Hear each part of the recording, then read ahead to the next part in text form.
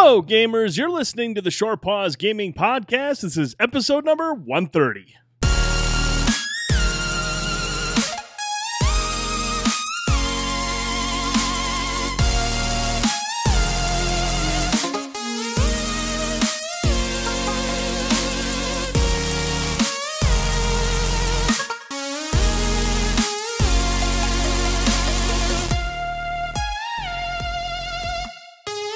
And welcome back to another edition of the Short Pause Gaming Podcast. I'm Brent Felsing. Joining me tonight, Ben Boyce, Bender Holt. Frankie Ayler is off. He's out watching the movie It right now, so that's awesome, by the way. We 2/3 of us have seen it so far, in this room anyways.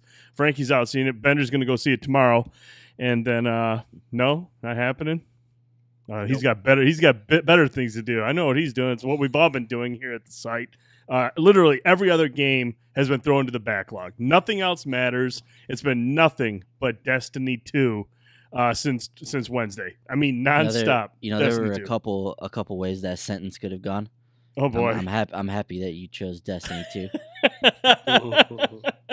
I'm gonna keep it clean for the kids. Yeah, so let's just dive into it. I mean, there's the elephant in the room is that Destiny 2 is out. That's all we've been playing. And we're just going to kind of go down the line here and talk about some of the things that we were expecting to see. Obviously, we did a video last week. You watched it, the Short Pause Guardians sit-down discussion. We talked about the things we were expecting and hoping from Destiny 2. We'll kind of jump into that right now.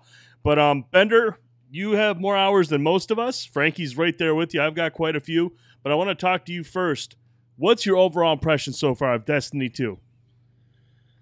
I love it so far. It's sucked me in just like I thought it would. Mm-hmm. Everything about Destiny. I mean, it's all there, but they improved on some of the things that need to be improved on. The story is really good so far. I mean, we have yet to finish the story because we're focusing on doing all the other activities in the game, which is a lot.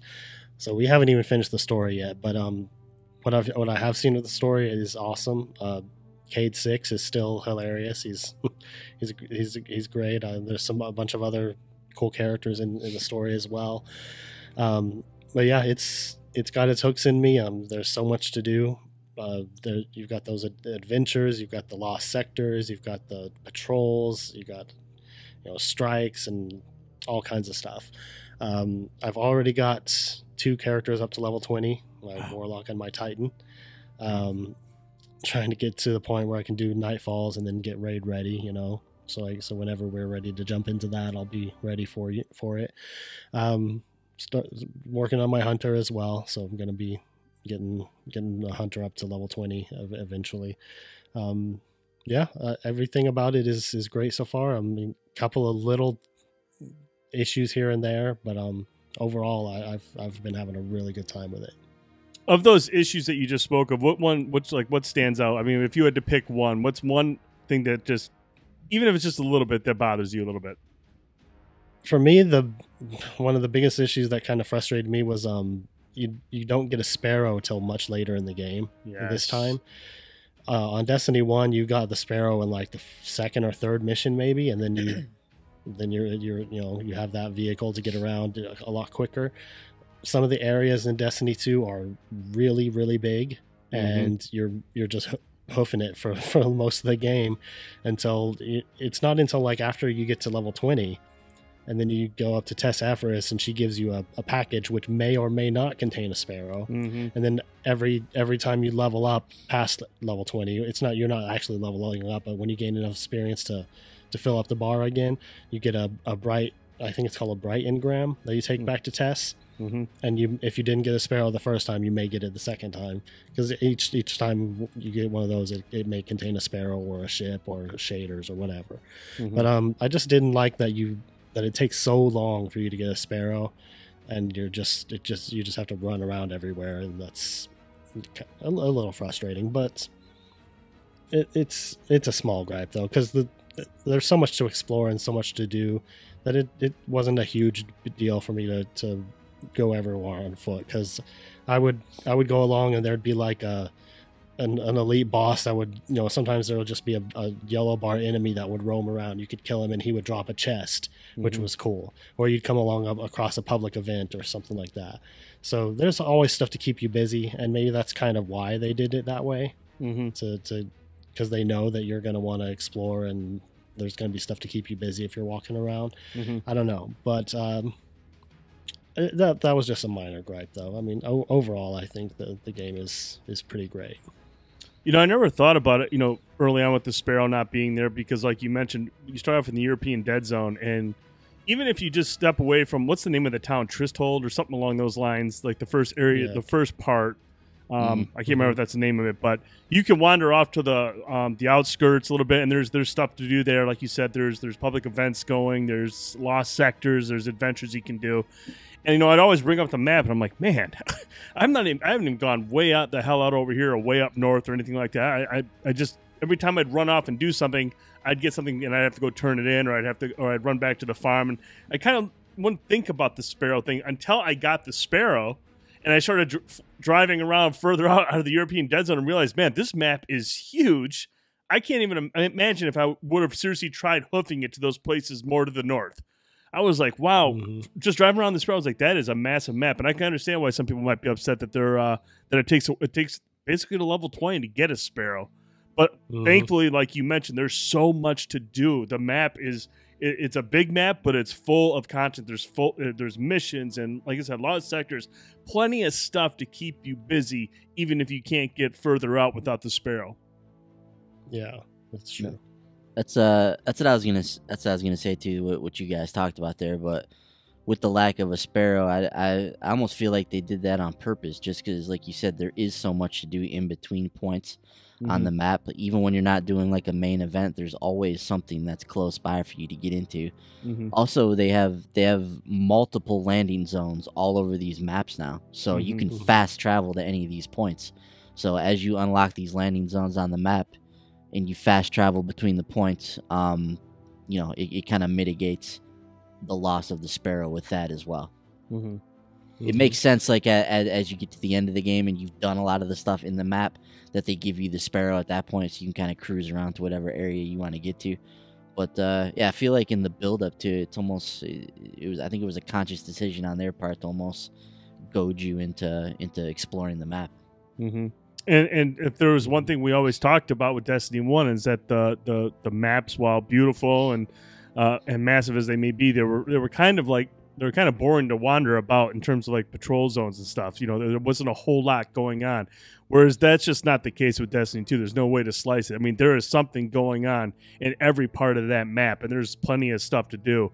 And I think they want you to appreciate that, and it benefits you too, because, I mean, the lost sectors and adventures and all that, and the public events, I got to level 20, power level like 210 without even going to Nessus or IO yet.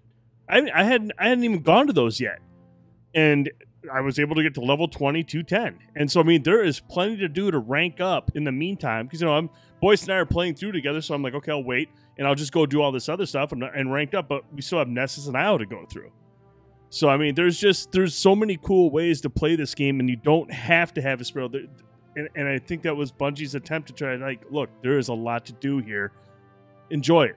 We heard your call, and we delivered. So I think that's what they tried to do with this one.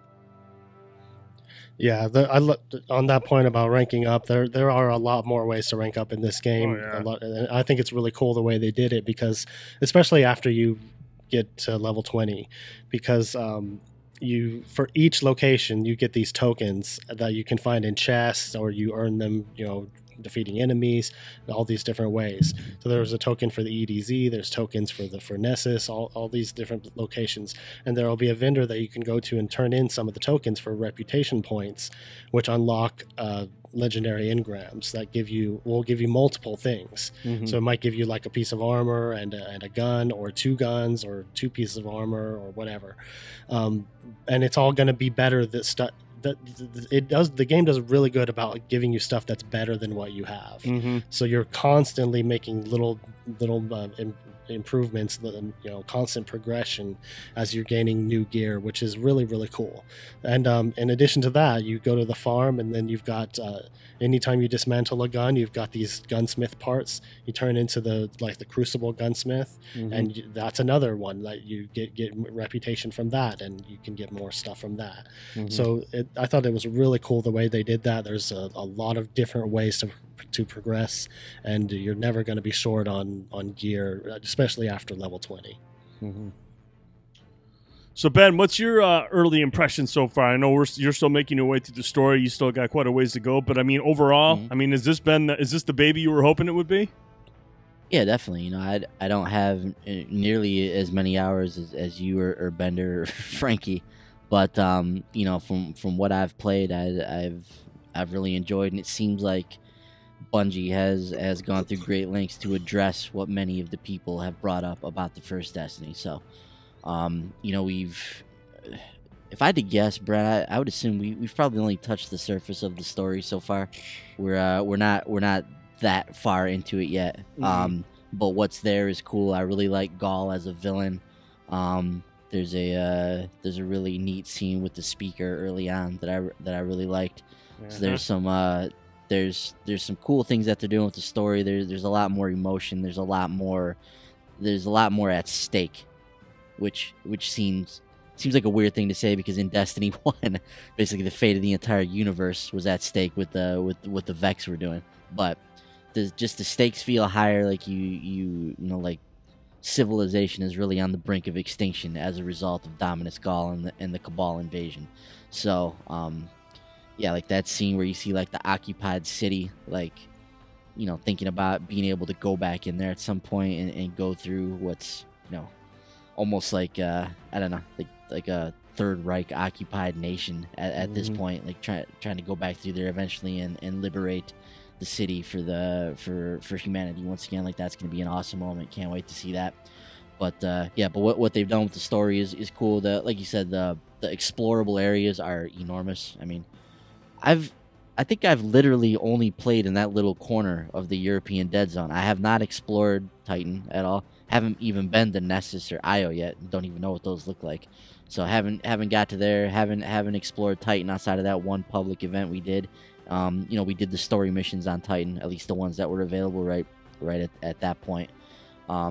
So there's so much of the game that I haven't seen yet, and I've yet to fully wrap my head around even how the game works.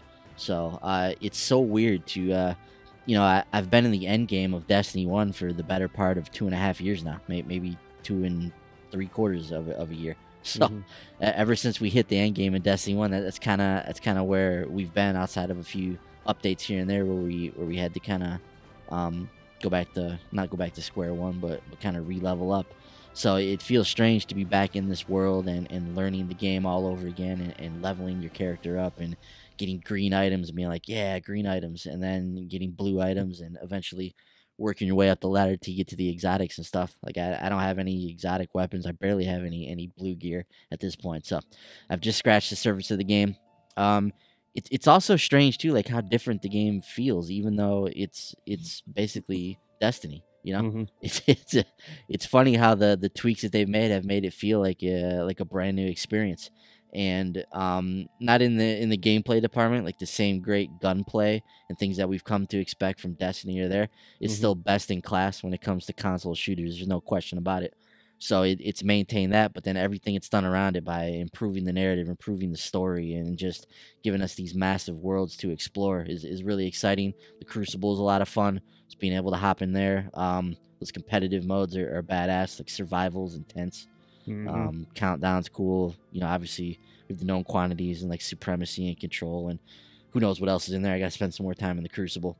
But everything that I've played so far, this is basically what we've been talking about for the last few months, about what this game is going to be, and it seems like it's delivering on that. It's great to see the game being embraced and played by. I mean, literally, it feels like everyone on the planet is playing Destiny 2 right now. This is a game that's spread its wings far and wide. Bungie sent out a tweet today, 1.2 million concurrent players in Destiny. The first few days that it was on the market. So having 1.2 million players playing at the same time is pretty impressive. So, so my hat's off to Bungie so far. Really enjoying the game. Can't wait to really I need a night or a day where I can just really sink my teeth into the game for a few hours, learn the game even better, kind of understand more about how it operates. But I'm liking it so far and can't wait to get back into the story and kind of see where we go from here. Hell yeah. With you guys mentioned a lot of things that I've enjoyed so far. I think the standout things for myself is obviously the narrative is much better this time around. It's a much better story. It's much more engrossing, so that's a plus. That's one thing we were really hoping for. The patrol zones. I mean, seriously, the European Dead Zone and Titan are just fantastic. There's so much to do. That's what we really wanted. Check that box. One thing I really like are public events. I love the public events in this game. Especially trying to figure out how to trigger the heroic versions. The public events are fantastic, and the fact that you know where they're going to be at all times and when they're going to go live just makes it that much better. Like, you want to hustle across the map, you want to get to them, and they're so varied. This isn't just like the 2 or 3 just same routines that you see. I mean, there are some really cool one. The Witch's ritual on Titan is one that's really, really good. I still haven't done the heroic one. I know, Bender, you said you got to try the heroic version of that. That's awesome. Trying to figure out how to trigger these heroic versions of the events are really cool, and when it does trigger, it's really exciting, and especially when you see so many people around trying to complete it. So really like the public events. I liked what we played at the multiplayer. Short Pause Guardians got in there. We actually did very, very well on the quick play list. We kind of learned the hard way on the competitive side, but we got decent. We fought hard. We did pretty good. What mode were we playing? Survival. Yeah. Survival's intense, man. Survival is very intense. I really like that mode. I didn't get a chance to play Countdown yet since the beta, but Survival is really fun. But we did really good in the quick play mode. We were playing Supremacy for a while. We took that one real easily. So the multiplayer feels good. The Crucible is fun. It's just everything I wanted from this sequel. I mean, everything is there. I've really enjoyed what I've played, and I know you guys have as well. I know Frankie can't wait to talk about it. He'll be back next week. But we want to hear from you as well. We want to hear your thoughts on Destiny 2. So hit us up, podcast@shortpause.com, or on Twitter @theshortpause. You guys, anything else on Destiny 2 so far? Yeah, one of the things that hasn't bothered me is the weapon system. So I was worried moving into it that the switch from moving all of the explosive big time weapons into that power slot and leaving you with the same type of weapons in the kinetic and the energy slots, the first 2 slots, that would be an issue. But it really hasn't been an issue for me so far. There's been enough variety in the weapons in those 2 slots where I feel like I've been able to kind of diversify the way that my Guardian plays. And obviously they've addressed the power ammo economy in the game. Oh, yeah. So it drops much more frequently. You always have power ammo when you're in the single player game now. So the yellow barred enemies always drop it. You always seem to have some at your disposal there. So that hasn't been an issue. And then it really becomes a precious commodity in the Crucible. Like when the power ammo spawns, that becomes an inflection point in those maps in the match when everybody's rushing in there trying to get the power ammo. So I think that's worked out well there as well. I don't think the Crucible has suffered at all from going to 4v4. If anything, the action's even more intense than it was before. I haven't gone into any matches and be like, man, there's just nobody to shoot here. It's just that they've designed the maps in a way where it just funnels people into conflict. And so, Bungie once again just flexing their design chops here. They've been like I said, best in class at console shooters for a long time now. Their map design is well revered as well, and that's on display here in Destiny. So just wanted to throw those couple things out there too. But I personally haven't been affected by the weapon system. I don't know how you guys feel about that. I haven't had any issues with it. The only thing that I've really noticed about the weapon system is I really try to make sure I think about my elemental weapon, like in terms of its the energy weapons of what elemental damage it does, because man, I absolutely love hitting some guy's shield with the same element and watching that sucker blow up and do damage to him and everyone around him. That's awesome. I friggin' love that. That is really, really fun. It's basically like all of those weapons have explosive rounds on them. Yes, at all times, which is cool. So, but no, I haven't had any issues. Like I liked having up a nice mixture of, sometimes I'll roll with 2 assault rifles. I don't really care. I know one does more impact. The other one I use to break shields, and I go back to my kinetic weapon, or I like to mix up. I love SMGs, submachine guns up close are really, really useful. I still suck with the hand cannon, something fierce. I like the sidearms better than hand cannons. Dude, the automatic sidearms. Hell yeah. Sweet. Mm-hmm. Those are so awesome. Those can do some serious damage up front, especially if you've got one with like elemental damage that matches boss's shields. So those come in clutch. So I haven't had any issues with it. I'm not a big fan of the what was it, Bender? The linear fusion rifle, where it's not. It just fires like a more focused fusion shot as opposed to like the multiple bum. It's just like one shot. It's like a sniper shot almost. Seems to be a new weapon type. I don't know why they did it that way, but yeah, instead of firing a burst, it just shoots a single shot that you still have to charge it up like a regular fusion rifle. Mm-hmm. So it's really weird. Yeah. I haven't had too many issues with the weapon system either. I was kind of just like Ben. I was kind of worried about it at first before the game launched, but it's definitely different. But it's not really a bad thing. It's something that takes some getting used to. But apparently there's some guns that do defy the conventions of the placement systems, just like in Destiny 1. Mm-hmm. I just got an exotic today. It's a grenade launcher that goes in the energy weapon slot. Oh, nice. So so that's really interesting. So apparently there's some weapons that'll go into different slots, just like like in Destiny 1 they had like shotguns or snipers that went in the primary slot and stuff like that. Mm-hmm. I had a feeling that they were going to do that with some of the guns as well. Mm-hmm. So glad to hear that. Yeah, but other than that, I mean, it's different, but it's not in a bad way. I should note too that this is coming from the perspective of someone who's yet to do a strike, or obviously we've yet to do the raid. Mm-hmm. So this could be a bigger issue, as that's one of the things playing through the story so far, Brent. We haven't really fought any bosses, which is a little bit strange. But to the point that we're at, we haven't really fought any like end level enemies outside of maybe one mission. Mm-hmm. So we haven't really got to put the weapon system through its paces, then, so to speak. Because where this change is really going to come into effect is when you get into like these end level encounters and you're fighting these like bosses who take a ton of damage to bring down. So just want to put that disclaimer out there as well. Right. And speaking of the weapons, can we just talk about the audio for a moment of how these guns sound? The shotguns. That is probably the sexiest shotgun sound I've ever heard in a video game. I mean, that thing, when you fire that, you feel like a badass with a shotgun. Mm-hmm. I mean, everything. The hand cannons, the sidearms, the audio work in this game is fantastic. Dude, everything from the soundtrack to the way the guns sound to the voice work, it's just exceptional. And just really in audio tour de force in this game. It's really, really, really good work by Bungie and their team. Mm-hmm. Absolutely. So make sure you get a hold of us. Let us know your thoughts on Destiny 2. We want to hear from you. Podcast@shortpause.com. If you're looking to join the clan, the Short Pause Guardians are open for business. We're bringing people in. We're always playing. There's people always on at all times. Join the clan. You get the perks, the benefits of ranking the clan up. So look for us, Short Pause Guardians. You can join on either Xbox One or PS4, and you'll be a part of the same clan, earning all the same rewards. So that's awesome. So join today. We're always looking for people to play. Even if you're new to the Destiny franchise, that's totally cool. We're open to everybody. So Short Pause Guardians, look for us on using the Bungie.net on the website, or use the Bungie or the Destiny 2 companion app. You can join through there, send an invite, and we'll bring you in. So but yeah, those are our initial impressions of Destiny 2. I'm sure we're gonna be talking about this game for a very, very, very long time. But let's move away from our impressions. Let's talk a little bit more about Destiny 2. First up, Bungie actually outlined the first month of Destiny 2 in terms of what kind of content we can expect to see, boys.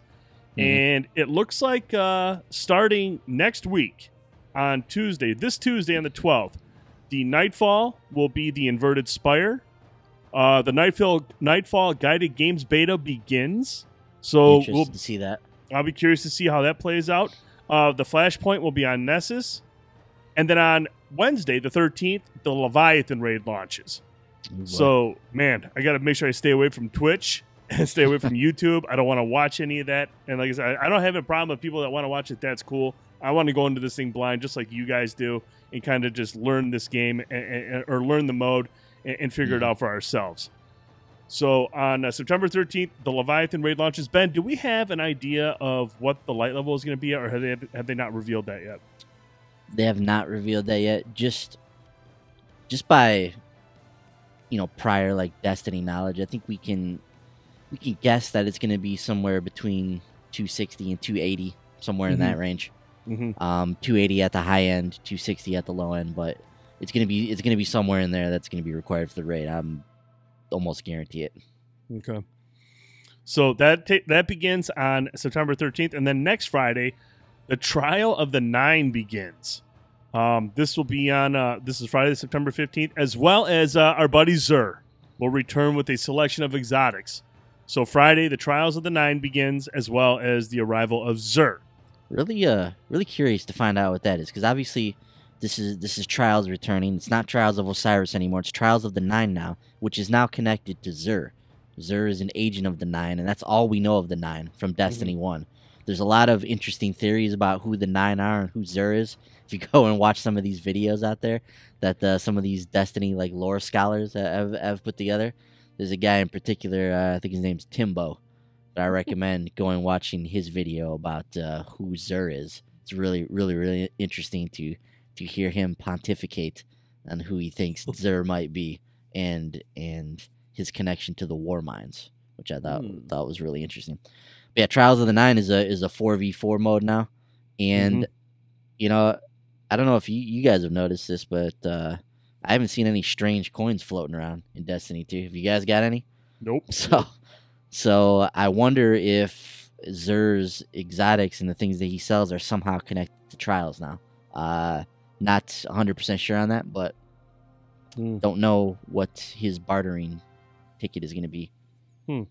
Yeah, that will be interesting. I hope not. I know. I hope it's not that. I hope it's something like that. There's the shards that you can use for stuff, but what's the other thing that you use at Eververse? The dust? Something dust. I forget what it's called. Can't remember what it is off the top of my head, but maybe that's some form of currency, or maybe shards. I have no idea. It's got to be something, because it's not a strange coin, so it's got to be something new. Yeah, I mean, I doubt that Trials would be the only way to get the currency for Zur, but I just wonder if he's connected to that in some kind of way. Can't wait to see what that connection is, but we'll find out next week. This Friday, it's on the 15th.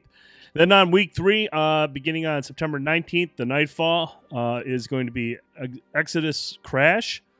And then Flashpoint will take place on Io. And then on September 22nd, Trials of the Nine, which will be Survival on Altar of Flame. This is actually going to be Countdown. They issued a correction. It's going to a small correction, but it'll be Countdown instead of Survival in week 3 as well. Oh, so it's going to be Countdown on the 15th and the 22nd. Yes. Okay, cool. Good spot on that one. And then week 4, September 26th, the Nightfall will be the Pyramidian? Pyramidian. That's what I meant to say. And then the Flashpoint will be on Titan. The Leviathan raid guided games beta begins on the 26th. So they'll try it out for the Nightfall, see how it works, and then make whatever changes I'm assuming they'll need to make, and then implement it into the raid version. Faction Rally begins on September 26th. So what can we expect from that, Ben? That's basically those 3 factions from that you could side with in Destiny 1, correct? Yeah, we see the Future Roller Cult, Dead Orbit, and New Monarchy. They have not resurfaced in Destiny 2 as far as anything that I've seen so far. So it'll be interesting to see what they do there. I don't know if this is going to be like their grand reappearance and we'll be able to sign up with a faction moving forward. That would be my guess, but yeah, not sure what that entails. And then finally on Friday, September 29th, Trials of the Nine, Countdown on Emperor's Respite. And then obviously Zur. Oh, is it Respite? Yeah, that's what I meant, Respite. And then obviously Zur will return with exotics on that day. And then also of note at the top there, it says, in October, new challenges will continue to arrive, including Iron Banner and new ways to have your prestige tested in the raid. Many people thinking that means challenge mode will be coming to the raid in October. Ooh, okay. All right. Well, it means we have until October to figure it out. They have something called prestige difficulty in the trophies list. So Mhm. I mean, Maybe that's what it is then. could be like a hard mode of it, I guess. Mhm. So hard mode of the raid in October, that would make sense. Nice. Okay. Cool. So that's Iron Banner though. I know, Iron Banner. Can't wait for that. You have plenty of time to rank up your characters and get the hot gear that you need to succeed. So that's the first month of Destiny 2. That's what we can expect through the month of September. Up next, there was a bit of a controversy this week. This is regarding the shaders. Boys, explain to the viewers and listeners here, what's the problem with shaders this time around? I can't, Brent, because I don't really understand what the what the issue is. Apparently what it was is in Destiny 1, you could add a shader to your gear and remove it. It was something that you could just take in on and off a weapon or a gear, and you'd always have that shader. Okay. And I think if you added the shader to your gear, it covered everything, correct? That's correct. Mm-hmm. So it would cover the entire set, it would just be your entire character, not individual pieces of gear. Well, this time around, shaders are consumables, and you can only use one on one piece of gear. So say if you hit Chatterwhite 2.0, which I don't think that we'll ever see, but that's an example. Chatterwhite 2.0, you would need what? Helmet, gauntlets, chest, legs, and cloak. So you'd need 5 of those shaders to have the full set of all matching colors. Wow. Okay. So you have to get 5 shaders. Now, again, shaders are consumable, so you earn these now, as opposed to just like, you can get these many different ways. And we'll explain this thing here. Luke Smith actually discussed this on Twitter. He addressed this. He explained in a series of tweets about Bungie's intent in making shaders single-use for the sequel, saying shaders are earned through gameplay, leveling, chests, engrams, and vendors. We expect you'll be flushed with shaders as you continue to play. I can attest to that because I have a ton of shaders right now and multiple versions of all the different types that there are. So I can tell you right now, yes, you're going to have plenty of shaders. He went on to say, when you reach level 20, shaders will drop even more often. Vendor rewards, destination play, and end game activities. Shaders are now ongoing reward for playing. Customization will inspire gameplay. Each planet has unique armor and shader rewards. With Destiny 2, we want statements like, I want to run the raid, trials, or go back to Titan to get more of its shader. That's what they want from this. So this is, I can understand why they're going with this. I mean, personally, myself, I don't invest too much time into shaders, so I wasn't quite as off-put by this. I mean, obviously, there was a lot of people that were upset about this. I mean, social media was a riot, was crazy. People were boycotting Destiny because everyone felt that Bungie was trying to make this, because you can buy shaders from Eververse. There are shaders there, but you can use the dust stuff, or I'm sure you can with real money. Yeah. Well, I mean, the dust stuff you can, but you can also buy the silver, or is it silver? I think it is. Silver, yeah. You can buy silver to buy stuff. But I mean, honestly, with the rate that I've been getting shaders, I have, like I said, I have a whole ton of shaders, and like I have a couple of shader sets where I have like 5 or 6 of each color. So it's like, I guess I'm good to go. But I don't know. I mean, Bender, is this something that would really like disappoint you? Would this really did this bother you at all? I guess that's what I'm curious about. I want to find out why this is such a terrible thing. It doesn't bother me because shaders are just a cosmetic item. It's not game breaking for me, but I do kind of see I see it from both sides. They could have found a way to make shaders. I mean, they could have done the same thing where they make shaders apply to individual pieces of gear and not make them consumable. Mm-hmm. I think that's what's really upsetting people, is that they are consumable, and the fact that they charge you. It's an option to buy them. You don't have to. Mm-hmm. I think it's a cool system with the shaders that because it's not just your armor. You can also apply the shaders to weapons, your ship, your sparrow, everything. Mm-hmm. So everything is customizable now. Yeah. So I don't know. I think it's fine, but I do see why people are getting upset about the fact that they're consumable, especially if it's a shader you really like, and if you use it up and then because you're always getting new, like we talked about, you're always getting new gear in this game. So I mean, you put shader on your current gear and you get a new helmet. Well, you got to switch that out, and now you don't have the shader, for your new helmet. So I see the point there, and honestly, this is probably something that they're going to change. If enough people complain, they probably will change it. Because they could have done it. They could have done it to where they're permanent and still made them apply to individual pieces of gear. I mean, they could have found a way to do that.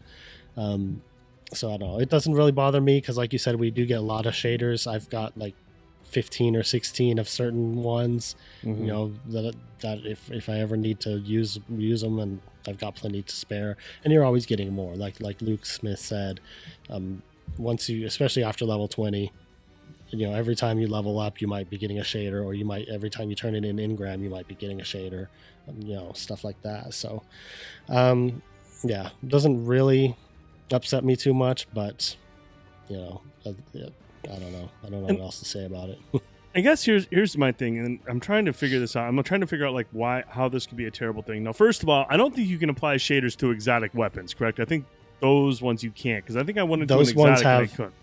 Those ones have specific ornaments, just like on Destiny 1. Ornaments, right? Yep. You have to actually apply a specific ornament that's made for that weapon. Mm-hmm. So no, the regular shaders don't work on exotics. Okay. So now shaders. Can you put shaders on green weapons?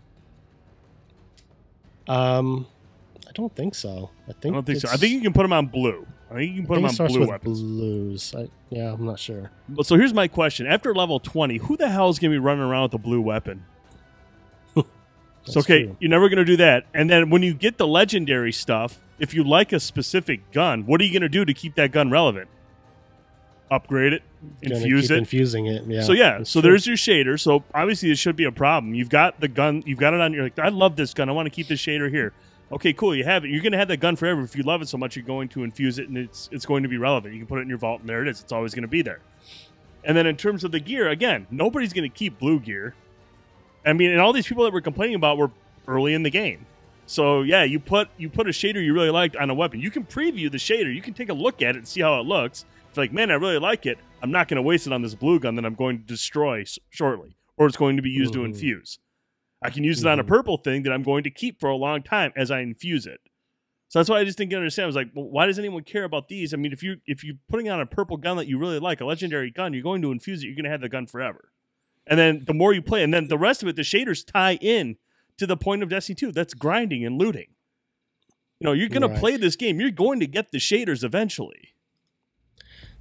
I see your point there, and I agree with you, because if I find a shader that I like and I apply it to my gun, it's going to stay that way for a long time. I'm not going to be changing it. Mm-hmm. But just to kind of play devil's advocate, there are people out there who are going to want to change shaders regularly. Like, some people want to have different shaders every day of the week. Some people want to have specific shaders for specific activities, and they want to swap them out. And if you're that type of person that you like to change your shaders, every day, you're swapping them out and you're losing them every time. So I see why people are getting upset from that point of view. But for me specifically, it doesn't really upset me that at all. But I can definitely see the viewpoint of others as well. And for that specific audience, I do understand why they'd be upset. Then I can totally understand with that. But I guess just from my perspective, and and people don't have to agree with me. I don't invest much time in.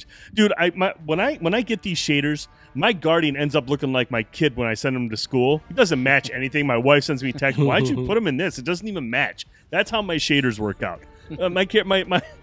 Seriously, my guardian looks like he just woke up late for work and just threw on everything. He was like, okay, here we go. I don't care how I look. That's how my guy looks. I don't really care. I'm not playing Destiny for the look. But like you mentioned, there are people that probably do like to have certain shaders on for certain days of the week. And for those folks, I do apologize. That sucks. And hopefully they're vocal enough to where Bungie can find a way to not only keep the grind there, keep it appealing to grind for everything, but to compensate or help out these people that want to have shaders that aren't consumable. I'm not really sure how they would do that. But boys, what's your take on all this? Yeah. And it may have sounded like it earlier, but I wasn't being facetious when I said, like, I don't really know what the uproar is, because I don't know much about this topic yet, because I haven't personally come across any shaders. so I don't have really any hands-on experience how this works. You guys answered one of my questions was, can you preview the shader? So you can preview it on before you click it through, and then so when you use a shader, does it just stay on there until you put a different shader on? Is that how it works? Yep. Doesn't have like a time limit or anything? Okay. Right. Yes, that's interesting. And I guess I don't know how I feel about it yet because I haven't experienced the system yet. Like I said, firsthand, I don't have any shaders, don't have any guns or weapons or anything that I would even consider like putting a shader on. So do you try and like get the matching shaders for all of your gear? Is that the thought behind it? Like you're trying to get the same color shader for all of your gear? Or? You can, or you can put different ones on different gear. Each piece of gear can have its own shader. So whenever a shader drops, it's never just one. You're always getting stacks of them. Oh, okay. The minimum I've seen is like 3 that will drop at the same time of one shader. So whenever you're turning in these quests or doing any of these in-game activities, if a shader drops, I mean, you'll be in your inventory, you'll have multiples of it that you can apply to multiple things. But like we discussed, if you put a different shader on that same piece of gear, that original shader that you put on there is gone.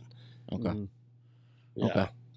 Yeah. So it does seem like a little bit of a strange system in that like we've talked about, so much of Destiny is about your loot and what gear you have, and so many people clamored for like more customization options from Destiny 2, right? From Destiny 1. So I mean, people love the way like their guardians look. Like that's like a big thing that they do. Like, yeah, this guy looks badass, he's wearing this armor, like he looks awesome. So this is something that I know a lot of people invest a lot of time in and take a lot of pride in. So to I don't know, to make somebody make like a snap decision on a shader and then they potentially lose that shader until they can find it again in the future is a little bit of a strange move, and I could see this being an issue moving forward. I think people will continue to be vocal about this. I'll have to see how it works in practice and how many shaders I get as I get to that point in my Destiny 2 journey to really form an opinion on it. But on the outside looking in, it is something where I could see why people would be upset about the route that they're going with this, because they've essentially given you a lot more options to customize your guardian and make it how you want it to. But there's a catch, as there always seems to be with Destiny. There's always that little catch with something that they do with these decisions. But one thing Bungie's proven over the last 3 years of Destiny is that they listen to this fan base. They have a continual dialogue with them. So even though they may do things that people don't like at times, eventually everything seems to come around. And like you guys said, if enough people are vocal about this issue, this will be changed at some point down the line. I don't have any doubt about that. The only thing I can think of is why they decided to go this route is maybe they felt that it would just get unwieldy with having all of these different shaders in your inventory or whatever, for each piece of gear. But even then, I feel like they could put one of those little iPad looking things like they had in the tower, which has all of your shaders in that you could go back to at some point. So even then, I feel like there's a way to get around it. But that's the only way I can think of why they would have done it this way.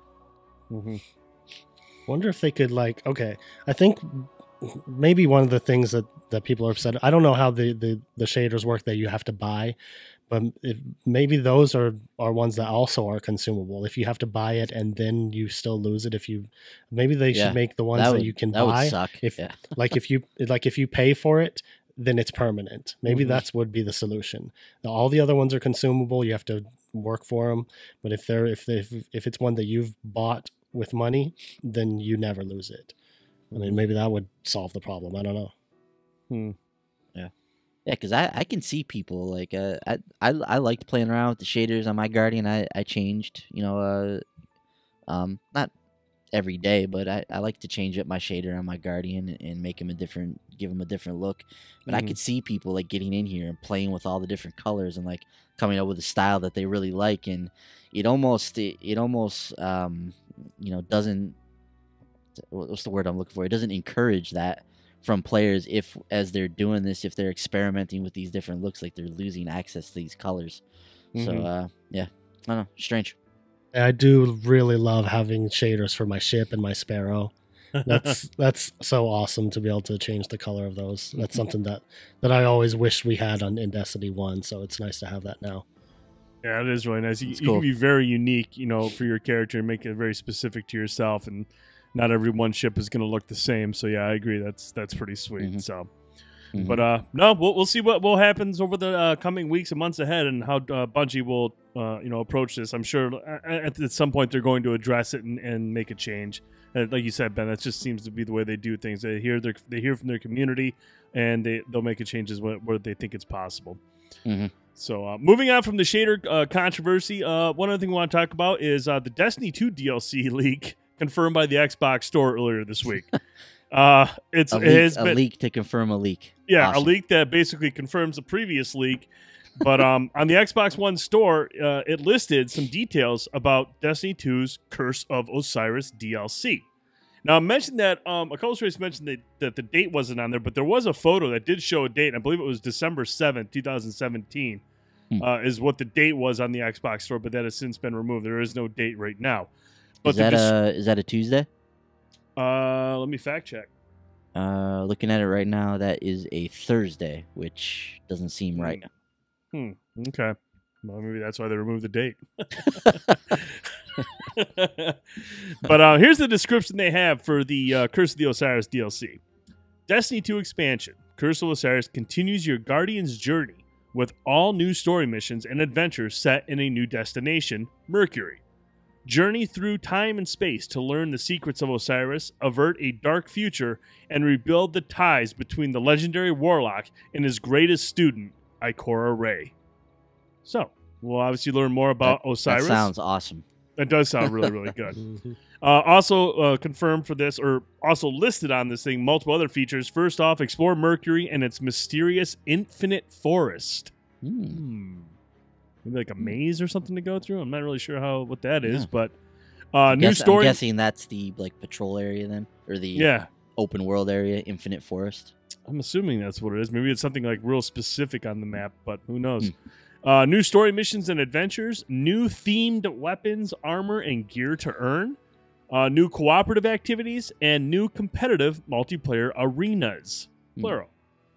So you notice that new cooperative activities, Brent. Do you think that they're just referring to like a new strike, or is maybe another raid in there?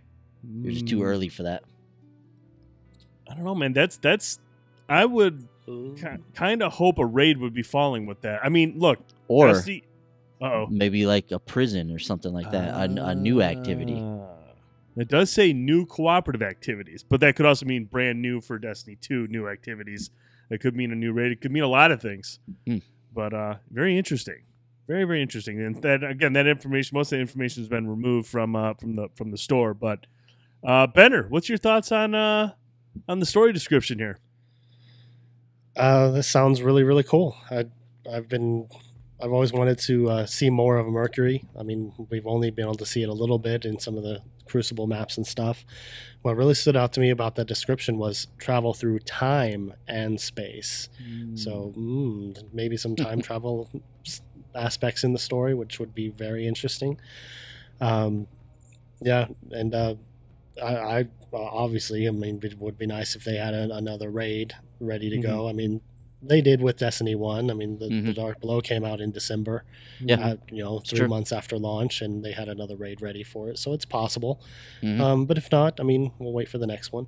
But whatever it is, I'm in. I mean, I got the digital collector's edition, so I've got all the expansions that'll be ready. I'll be ready to go for those whenever they drop. So, yeah, I'm always down for more content in Destiny. Oh yeah, dude. Go ahead. Sorry. Speaking of the collector's edition, this physical one is enormous. It's gigantic. I'm not gonna lie, dude. I have it sitting right here in the box. I haven't even opened it yet. Yeah, I mean, you can see the box, though. I'm sure the box is like, what in the hell is in this thing? Yeah, it's got a messenger bag in there, man. Yeah, guess so. Messenger bag for a Cabal or something. It's gigantic. A baby Cabal. I wouldn't say a full Cabal, but a baby one for sure. Yeah. But boys, what's your thoughts on what we got here for this little bit of a leak from the Curse of Osiris?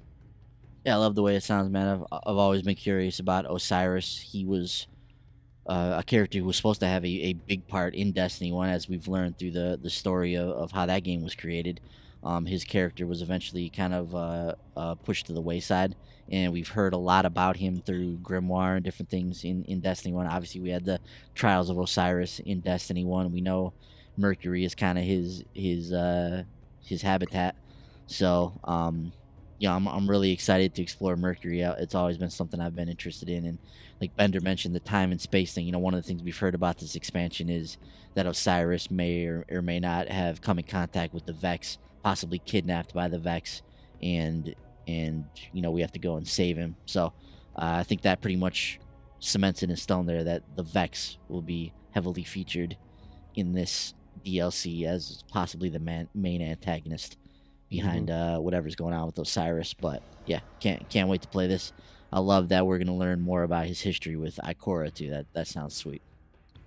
I just that whole thing I read, I just saw Ikora Ray, and that's all I really cared about. So whatever involves Ikora Ray, I'm down with, because I love Ikora. Yeah. So, but yeah, that's all the Destiny 2 stuff that we got so far. I'm sure as stuff gets released or leaks getting confirmed with other leaks, we'll be sure to cover that with you as well. So let's get into these new releases, boys. We have a lot of other games that we'll be ignoring this week. Take it away, buddy. Yeah, in an unfortunate week for some of these games. I mean, some of these games will prosper on because they don't have any relation to Destiny 2. But the one I got at the top of this list, it's another one of those things, dude, where I'm not sure why they just won't release Dishonored at a different time. But I don't know how this game's gonna do. It's coming out. I didn't even realize this was coming out this week. So Dishonored: Death of the Outsider will be out this Friday, September 15th. This is the first standalone Dishonored game. It's it's a $29.99 game. I think there's a deluxe edition you can purchase with Dishonored 2. I don't know a whole lot about this outside of like the trailer that we've seen for it, and I know this stars a new character, but what do you know about this game, Brent? Is this tied in the Dishonored 2 at all? Is this just simply a mini Dishonored game? Like what is this? I have absolutely no idea, to be honest with you. Yeah, and that's a problem. And that kind of speaks to the marketing behind this game, and unfortunately, dude, this is another Dishonored game that's going to be sent out to die. It just is what it is. It's literally coming out a week after not even a week after Destiny 2. Well, I guess it'll be by the time Friday arrives. So it'll be a little over a week since Destiny 2. This is still going to be a game that's at the forefront of everybody's mind, dominating the conversation, with the raid just coming out that week as well. That's gonna dominate the headlines, I'm sure. So I just I don't know, man. I don't see good things in the future for this. This honestly could be the end of the Dishonored series at this point if this game doesn't sell, which I don't know how it does. Like I said, we follow this industry pretty closely, and I don't know if you knew this was coming out this week, but I didn't really have any idea. I haven't seen any really hype or anything for this game, so don't know much about it other than what we've seen before. And yeah, Brent, I just feel like this thing's getting sent out to die, dude. To be honest, man, there's a lot of things I don't know about right now in the world since Destiny 2 come out. Hell, I don't even know where my kids are at right now. I hope they're upstairs. No idea.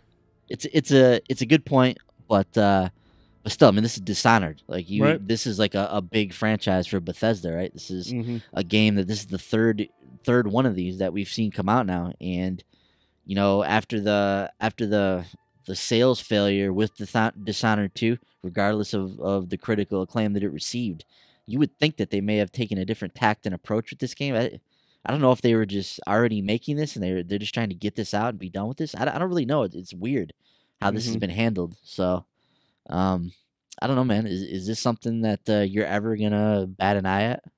I mean, somewhere down the line, man, I got to finish Dishonored 2. I mean, Dishonored 2 is ahead of this, so I mean I'd say it's a low percentage right now. Yeah. Bender, do you have an opinion on this at all? Do you think it's weird that the way they've handled the Dishonored franchise, especially in the face of what happened with Dishonored 2? Do you think it's a bit strange the way that they're releasing this one? It's kind of this standalone game that's maybe DLC, maybe not. It's kind of the same dilemma that I think Naughty Dog was fighting with the Lost Legacy last month, where they're like, look, this is, for all intents and purposes, this is a brand new Uncharted game that you guys are getting for a budget price. This is a 8 to 10 hour Uncharted experience.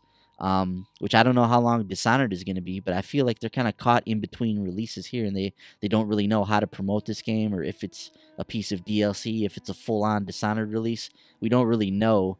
Do you feel like they might be mismanaging the way that they're handling this? Yeah, seems like they could be. For them to just kind of push this out and not really tell anyone, or not really make a big deal out of it. Yeah, I mean, seems like the franchise deserves more, more of a push than that for them, than for them to just kind of just throw it out there, especially right after Destiny 2 releases. Yeah. A game like we talked about is literally just dominating the gaming world now. It literally seems like everybody is playing Destiny 2 right now in some form or fashion.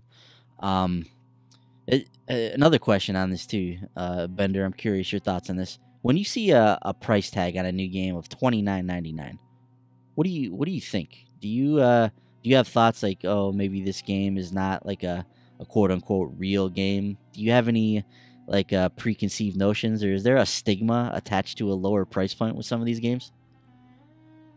Sometimes there can be, especially when it's like a AAA franchise, like that for them to throw out a budget price game like that, it definitely does have some sort of stigma attached to it. That doesn't necessarily mean it's going to be bad. It's just maybe that just indicates that it's going to be a shorter experience, or people are going to think that it's going to be lesser of an experience than a full release. So I don't know. Yeah, Brent, I'm curious your thoughts on that. I know personally, I kind of do think certain things when I see a lower priced game. Like, well, what is this? Is this really a full game? Like, what is this even worthy of the AAA franchise it's attached to? There are certain things, whether it's subconscious or not, that kind of run through my mind when I see a game at a lower price point. So when they take Death of the Outsider and they bring it out as a standalone product at $29.99, what goes through your head? Well, if it was like 5-10 years ago, I would have, obviously there'd be caution. But I mean, we've seen games like back a couple years ago, Sniper Elite 3, budget price title, was a really good time. We had a lot of fun with Sniper Elite 3. This year, you could say Hellblade. That's a $29.99 title, and that game was freaking amazing. And to a degree, Lawbreakers. I mean, even though the thing hasn't sold very well, it has reviewed very well, and that's a $29.99 game. So I mean, the $29.99 price point, I don't think it can be held to the same standard that it was a couple of years back, because budget price meant budget quality. In most instances, there was always a couple of games that would surprise you, but right now, I think, especially with Hellblade fresh in mind, I think everyone's going to look at $29.99 and think a little bit differently. Like, hey, look, you can get a hell of an experience out of a budget price title. And this one has Dishonored tied to it. And despite the sales of Dishonored 2, it reviewed very, very well. And so it's got the Dishonored title. It's got the $29.99 price, which is going to be appealing to budget gamers. And you never know. This could be a hell of a game. So, I mean, a couple years ago, I'd say $29.99. I'd be a little cautious, but 2017 with games like Hellblade and Lawbreakers, I think they've proven that, hey, look, for $29.99, you can get a AAA experience. I think you make a good point there.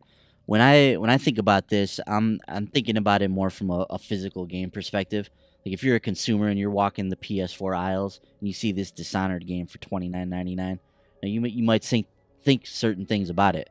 When you're on PSN, though, it's a completely different story. Like, when you're on that, or when you're on Xbox Live and you're looking through like the games library and seeing games on there, it's a whole different ball game. There's games of all different prices and all different qualities, and like you said, you can get a game like Hellblade for $29.99, and it turns out to be an incredible AAA caliber experience. So I'm gonna be really interested to see how Dishonored Death of the Outsider fares when we get those PSN or those charts at the end of the month, and I'll be curious to see where Dishonored falls on there. I honestly, I would not be surprised if it didn't even chart. Nor would I, which is unfortunate. But yeah, really interesting, and like I said, man, I if you're a Dishonored fan, definitely get out there and support this game, because I feel like this franchise is on life support, And if this doesn't sell well, like this could be the death knell for Dishonored. And I don't believe that Prey sold very well either. So Arcane is on a string of releases that just aren't lighting up the charts. Maybe they're doing enough in terms of their world with Bethesda. I don't know all the details of that, but clearly there's some talented people over at that studio. Hopefully, hopefully everything works out for them. So I just think this is just targeted towards Dishonored fans. I don't think they're looking to like expand the reach to the community of more gamers, bring anyone new in. This is just geared towards Dishonored fans because look, the Dishonored series review wise has done very well, and the people that love those games will pick up this game regardless. So I mean, this is just targeting Dishonored people. I mean, look, Dishonored 2, up until the bug that I had run into, I thought it was a fantastic game. So I mean, there is. With the Dishonored name to it, there is a level of expectation in terms of its quality, its build, the way the story plays out, the level designs. That's just tied to Dishonored. So anybody who likes Dishonored, I think, is going to pick this game up. I guess my question with that is can they afford to just target just the Dishonored crowd? Like, is that something they can afford to do? Maybe they can with a budget priced game. I don't.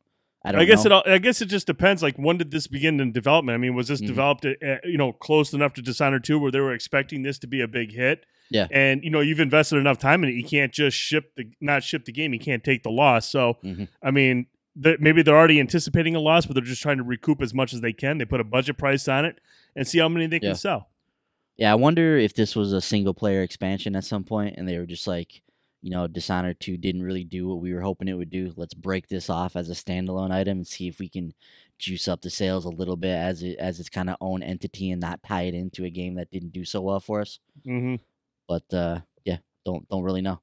Really interesting kind of meta story surrounding this game though that I'll be interested to watch over the next few weeks. All right, moving on from Dishonored, we have a bunch of sports games this week. So we've got NBA 2K18. Which is, year in and year out, typically the highest rated sports title that comes out in any given year. I believe NBA 2K17 is still in the NPD top 10 as it is every single month. So NBA 2K18, the early tip-off edition, releases this Friday.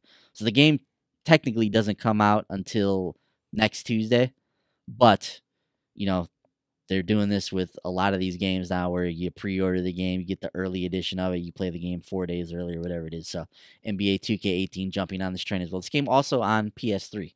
So previous gen systems not dying with the sports games, which we see a lot of this. So NBA 2K18 comes in the Legend Edition. There's also a Gold Legend Edition, which is exclusive to GameStop. If you want the beefiest collector's edition out there, there's a demo for this game out there right now. It's called The Prelude. So if you want to get in on this before the game comes out, your progress in that demo actually carries over into the new game as well. So if you want to get a head start on it, you can do so. So we got NBA 2K18. Also on Friday, NBA Live 18. So NBA Live returning to the digital screen. And this is coming out. This is interesting because NBA Live is releasing at $39.99. So they're coming out. They're releasing on the same day. So this is their actual full release this day. This is not the early edition from what I understand. So on Friday, NBA 2K18 and NBA Live 18 are going to be released in tandem. NBA Live 18 at a significant discount though, which that may only be if you pre-order the game. They're giving you 33% off the game. I believe that may only be a pre-order. Not 100% sure on that. But if you pre-order NBA Live 18, you will get it for $39.99. Also, NHL 18 releasing on Friday. So if you're a sports fan, get your wallet ready this Friday. You got a lot of stuff that's coming out of your pocket. And once again, with NHL 18, if you pre-order the Young Stars edition, you can start playing it early on September 12th on Tuesday, so you can get it a few days early. And then Pro Evolution Soccer 2018, also releasing this weekend, also available on the PS3. There's a legendary edition of that as well for a few extra bucks. And from what I understand, Pro Evolution Soccer has been pretty good the last year recently, and it's been competing with FIFA in that front. So lots of games in here. Brent, does anything on this list stick out to you? What do you think about NBA Live coming out the same day as 2K18 and trying to go toe to toe with it with a cheaper price?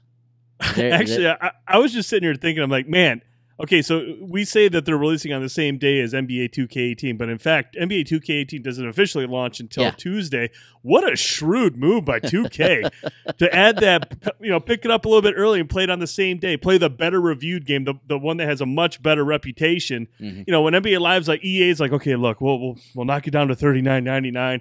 We'll get it out, a couple days before NBA 2K and see if we can rejuvenate this franchise. And 2K is like, no, man, we'll just put out an early edition. Just going after the juggler. NBA Live's been out of the game for how long now? The last one was just bombarded. The last one was not what we're saying. I think it was 14. NBA Live 14 or 15. It was 14 or 15, one of those two. So at least 3 years. And here they are crawling out of the cave, all timid with that $39.99. NBA is just like 2K. It's like, we'll just come out on Friday as well for the early bird, and people will pick that up. And man, just savage. Yeah, I don't think there's any question that 2K18 will be the higher reviewed game. NBA Live 18 still trying to get its bearings under it. But I still think there's a weird thing with Live in that it holds a special place in a lot of gamers' hearts. Oh, yeah. Like NBA Live was a game that many of us played throughout the Super Nintendo, Sega Genesis years and had good times with it. And in fact, that was why I played NBA Live for a long time into the PlayStation 2 cycle, where I just had a connection to that franchise. And there's a ton of people that play basketball games that have a connection to this franchise. And if EA just puts out a game that's starting to show signs of life, something that's improving on the product that was coming out beforehand that people were not impressed by, if they see a little glimmer of hope, a little light at the end of this tunnel, they're going to get some people. With NBA Live 18, there's going to be people that are going to start championing this franchise and be like, yeah, Live's back on the right path. Like let's go. Like many people love this franchise. So if EA can just get something positive going with this game and get moving in the right direction, I think some people will at the very least pick it up. They might also pick up NBA 2K18. I don't think they're going to leave that one out the dry, but I think you will find some people that are going to be curious, especially at this price point, to pick the game up and see what Live is doing. A franchise that they connect with. Mm-hmm. As we move on here, Brent, like the average age of a gamer gets older. And I think it's up to something like 35 now or something just insane. 33, 30. It's the average age of a video game player. That's crazy. So when we were younger, that was probably 10 or something. That age was probably 10. But as we've moved along here, that age has gone up and up. And a lot of those 35-year-olds remember NBA Live. So be interested to see how this one does. But yeah, that's your sports games coming out this week. So if you're a fan, get your wallet ready. Another big game this week, Ys 8, Lacrimosa of Dana, a game that's reviewed very well. It's coming out both digital and at retail this week. So it'll also be on the Vita. It's probably gonna be a sweet game on the Vita, I would imagine. This is an action RPG series. The Ys series known for its like action combat and kind of action RPG gameplay over the years. I've never actually played an Ys game, but I've heard lots of good things over the last week about this one, so I will be interested to check it out. It looks like it runs great on the PS4. Haven't seen the Vita version in action yet, but if this runs good, this is probably a great game on the handheld. Tooth and Tail making its way out this week. Very interesting looking real-time strategy game based around the animal kingdom. So you control different factions like boars and I don't know what the other animal factions are, but yeah, it looks like an interesting game. Got an interesting pixel art style. That one's been heavily promoted on the PlayStation Store for a while now, so let's see how that one turns out. Baja Edge of Control HD is a digital and retail release. It's coming out Thursday. This is an HD remaster of Baja Edge of Control from Xbox 360 and PS3. Who in the hell was asking for this game? I mean, I don't know. Bender, you been on the edge of your seat waiting for the Baja Edge of Control HD remake? No, I don't even know what that is. Yeah, very strange title. Samurai Showdown 5 Special. Now, this game's cool because this is the first time that Samurai Showdown 5 is going to be released on consoles in its uncensored format. So when this game originally came out in arcades, it was renowned for its like violence, and this was in addition to the series that added like these brutal like fatality finishing moves to the characters. A lot of this was cut out when the game was originally brought over to consoles. It wasn't a very good port of the game. So this is the first time we're gonna get like the raw, unedited, uncensored, like the true arcade version of Samurai Showdown 5 playable in our living rooms, with this game, and this is also coming to the Vita, which is probably going to be a really cool game on there. Fighting games play really well on the Vita, so look out for that if you're a fan.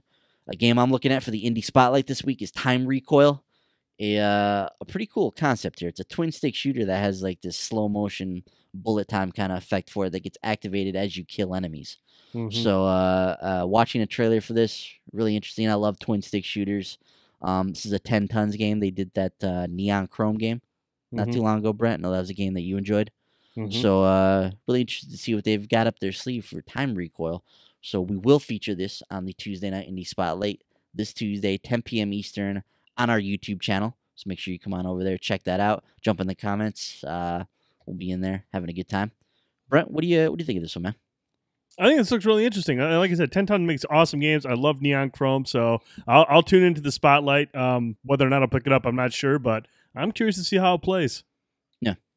Bender, any interest in Time Recoil? Do you like? Are you a twin stick shooter fan?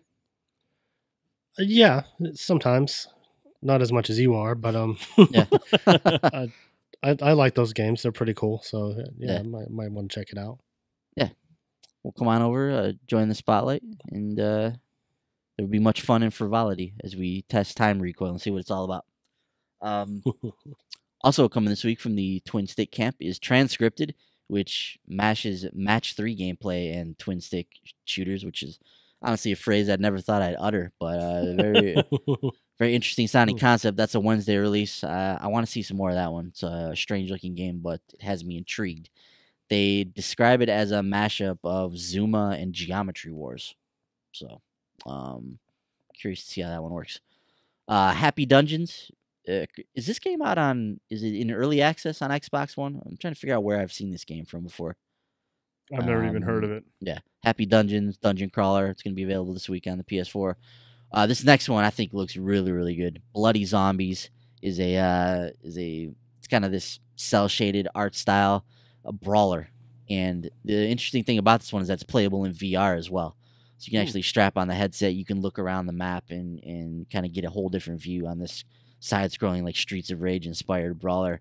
Brent, have you seen this one in action at all? This seems like something that you get into as well. It's a co-op game, online co-op, thankfully. So it's one I'd like to fire up at some point. I think Bloody Zombies looks rad though. Curious because you can play with VR and non-VR people.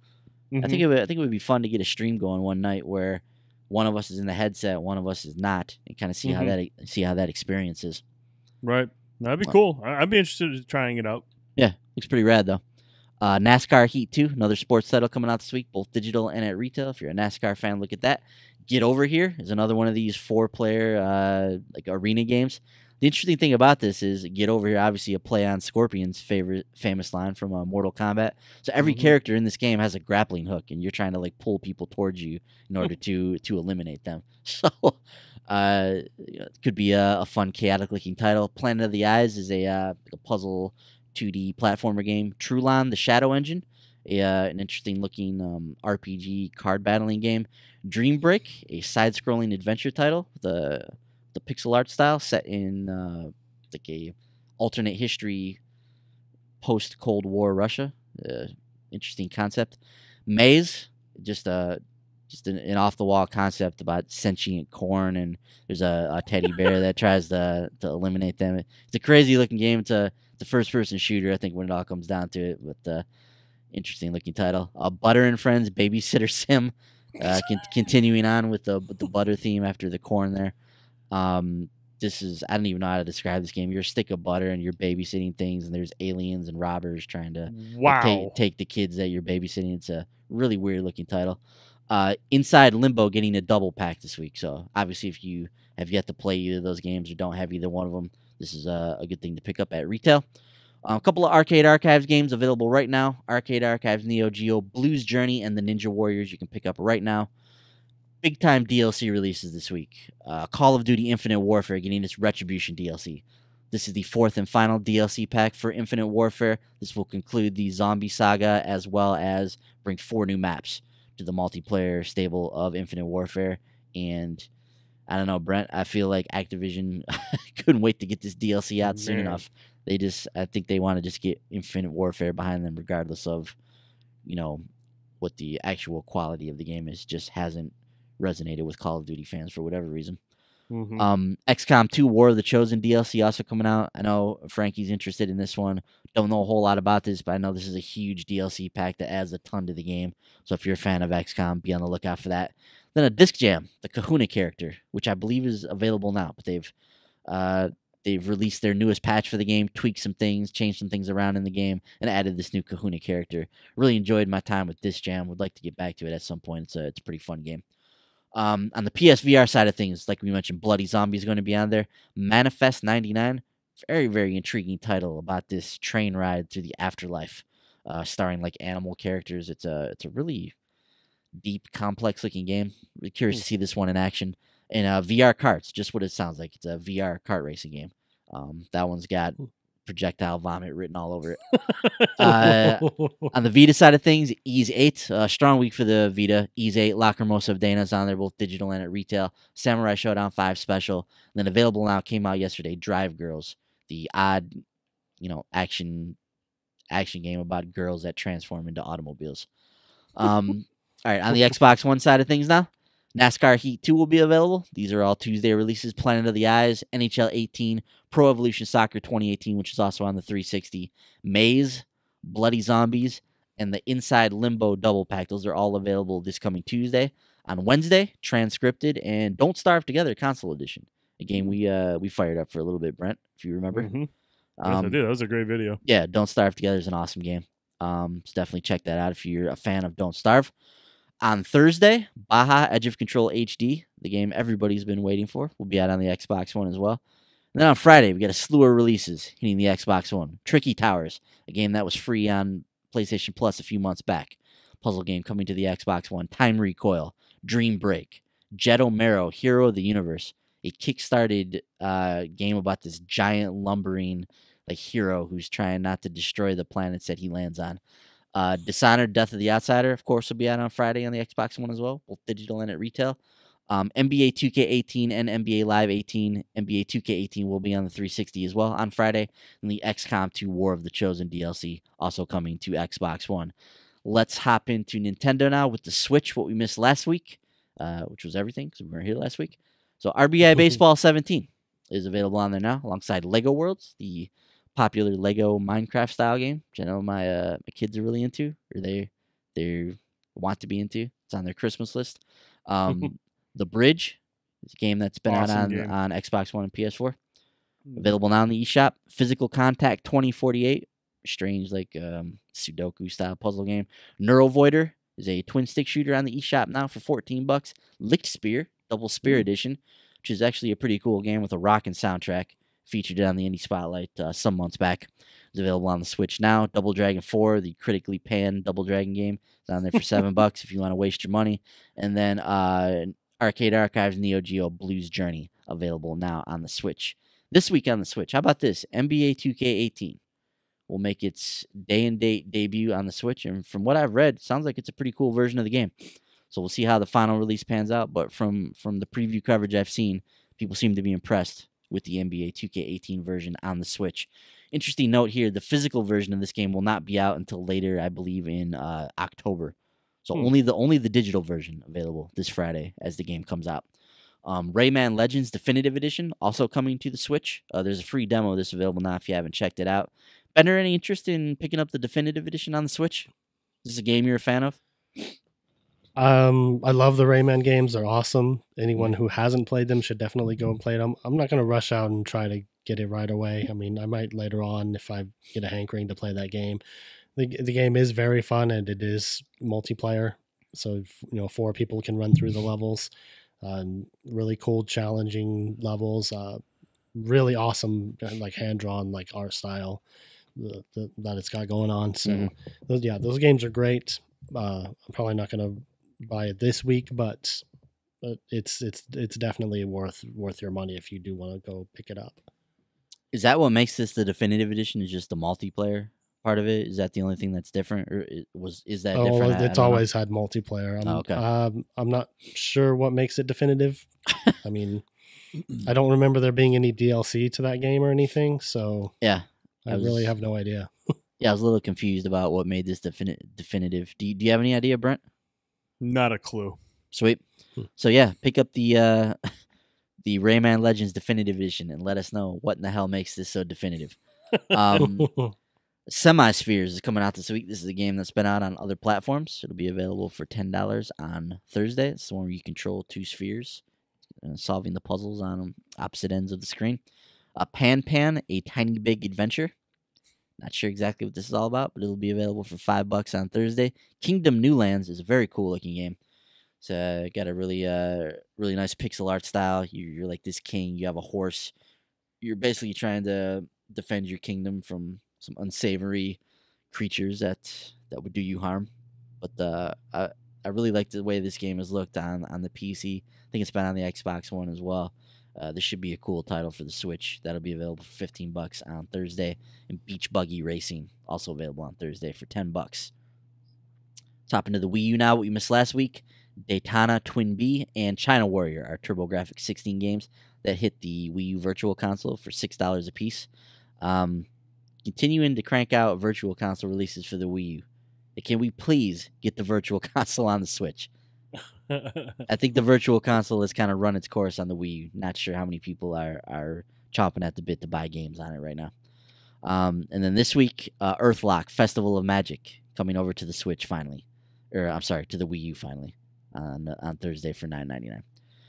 On the 3DS, what we missed last week, Monster Hunter Stories reviewed very, very well. This is a crossbeat. This is kind of like a Pokemon version of Monster Hunters. And yeah, go out and read some coverage on this game. There's a free demo available now on the 3DS, but people absolutely love this game. And Chris the Reno is available on the eShop now for $9.99, like a role-playing game. This week, biggest release is, of course, Metroid Samus Returns. This will be available on Friday, alongside a special edition of the game, which, what did that come with again, Bender? Is it came with a soundtrack. Soundtrack. Yeah. So I think that thing's been sold out for a while, though, so if you didn't get it, good luck.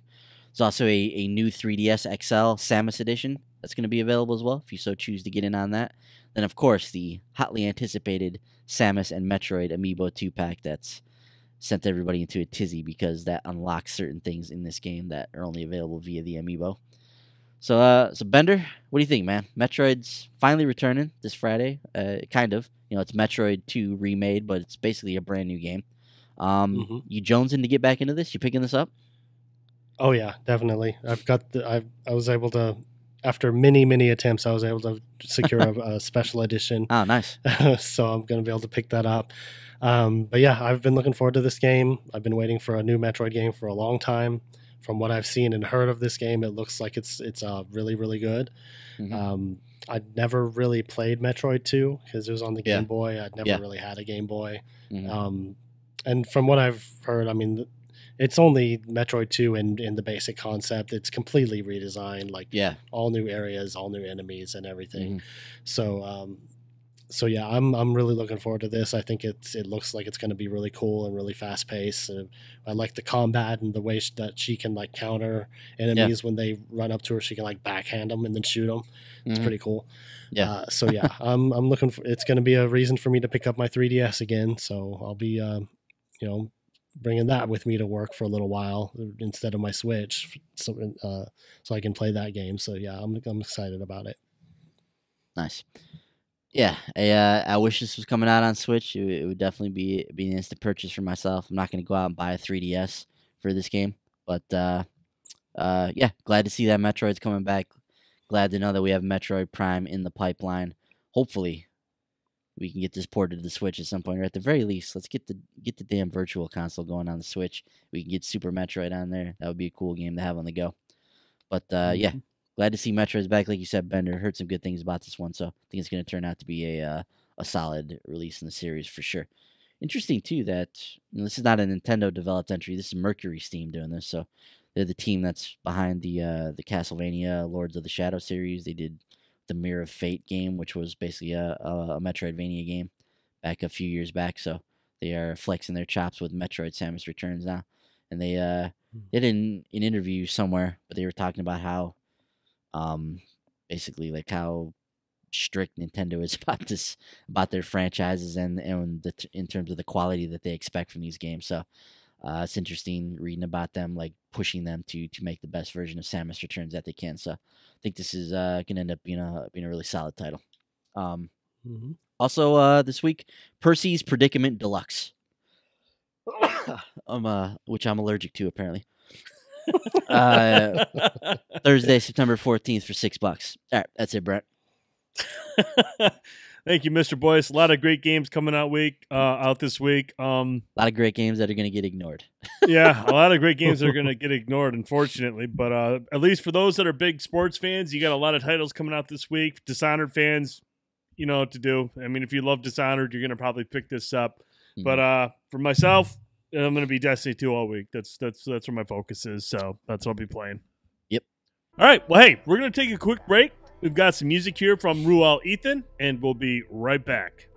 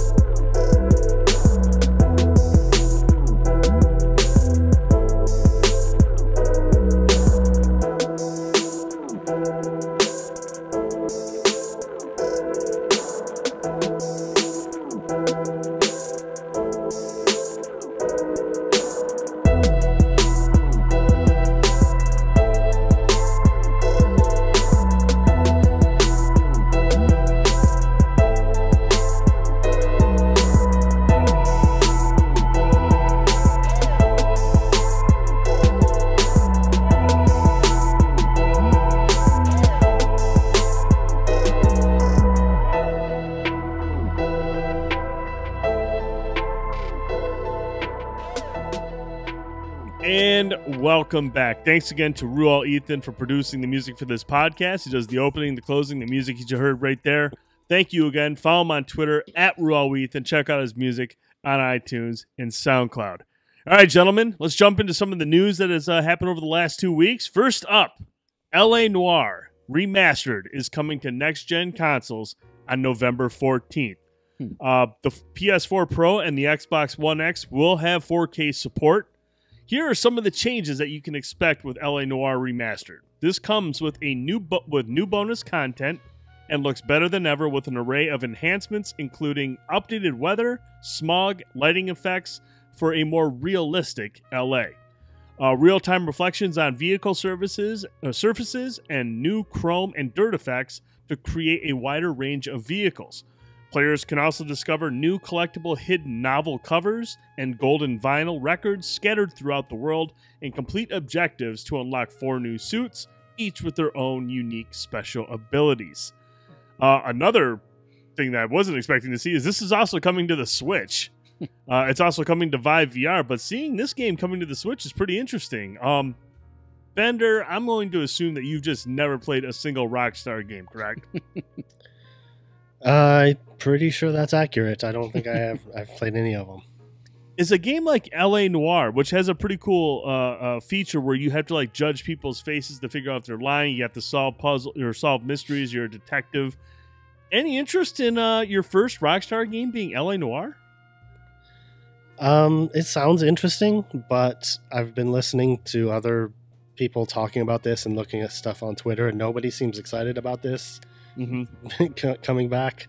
Everyone's like, why? Like, who asked for this game to come back? So it doesn't sound like it has a good, overall impression among gamers. So I mean, was this even a good game? Did you guys ever play it?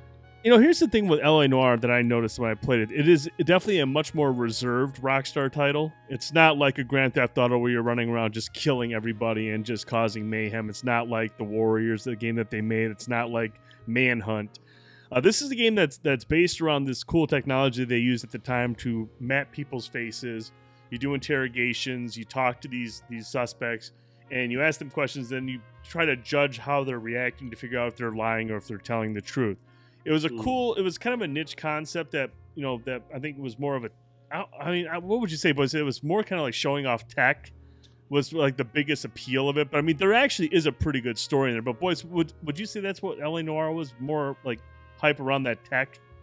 Yeah, I mean, from what I understand, again, I've actually never played LA Noire. I've always been really curious about it because of some of the stuff that you just talked about there with the facial animation and the technology that went into this game at the time, and just the remaster is probably going to be beautiful on this game. I mean, the technology that they were using was probably ahead of its time when this game actually came out. So I don't know what they were able to go in there and extract from that original game now for the current consoles. But now I'm curious to see how this is going to look in 4K, and I'm curious to finally experience this game, which I never have.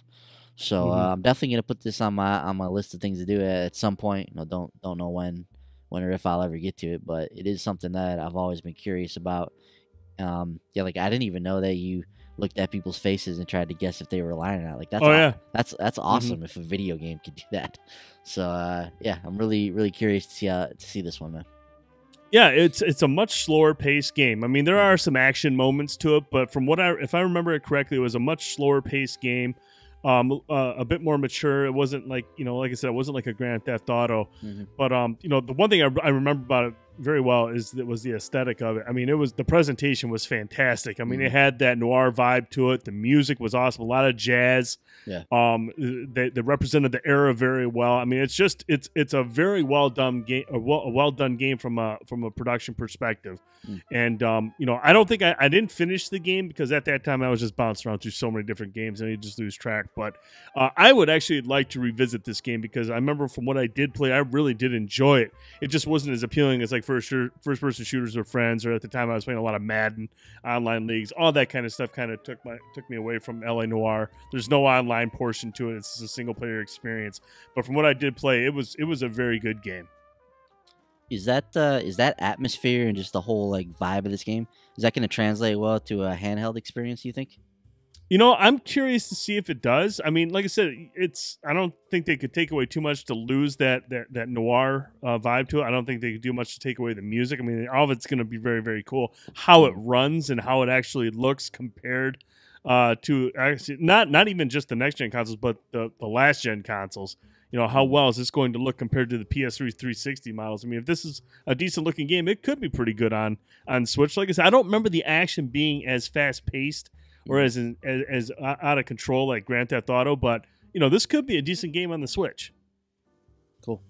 So yeah, LA Noire comes out November 15th, PlayStation 4, Xbox One. Those their iterative consoles, the upgrade versions will have 4K support, and then it's also coming to the Nintendo Switch and the Vive VR.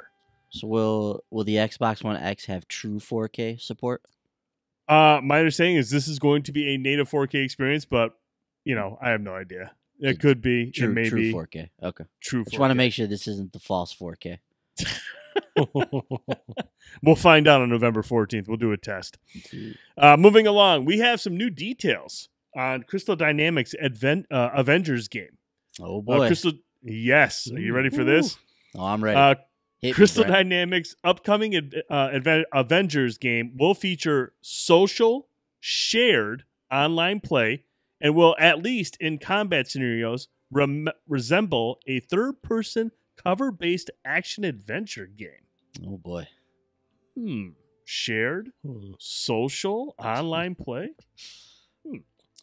Well, thanks to NeoGAF user Neurolac, we have a couple of job listings from Square Enix subsidiary Crystal Dynamics for their upcoming game, which is currently referred to as the Avengers Project. One posting asks for applicants for a lead level designer position, focusing on level development. The posting specifically refers to, quote, fun and unique online experiences, and also asks for an understanding of the, quote, the social implications of shared gameplay, as well as referencing various game modes and campaigns. The other posting is looking for an experienced combat designer who will work with the rest of the team to plan, prototype, and build combat systems that directly apply to a third-person cover-based action-adventure game. Wow, a lot to take in there. But things that stood out to me, obviously, social shared online play. Any chance, boys, that this is going to be an MMO of some sort? I don't think it'll be an MMO, but I'm gonna read the next paragraph in this article from IGN. I know a part you're gonna read too. And they had this to say: looking at these two postings together, we can start to get an idea of the sort of game that's in development. It certainly seems as though the game will be online, perhaps hinting at an MMO, particularly considering the emphasis in the job description of shared gameplay and a variety of modes and campaigns. Could we be seeing a variation of Destiny's Fireteam style setup, but with superheroes rather than Guardians? Oh boy! Now, I tell you what, Brent. If they make an Avengers game that plays anything like Destiny, it's over, dude.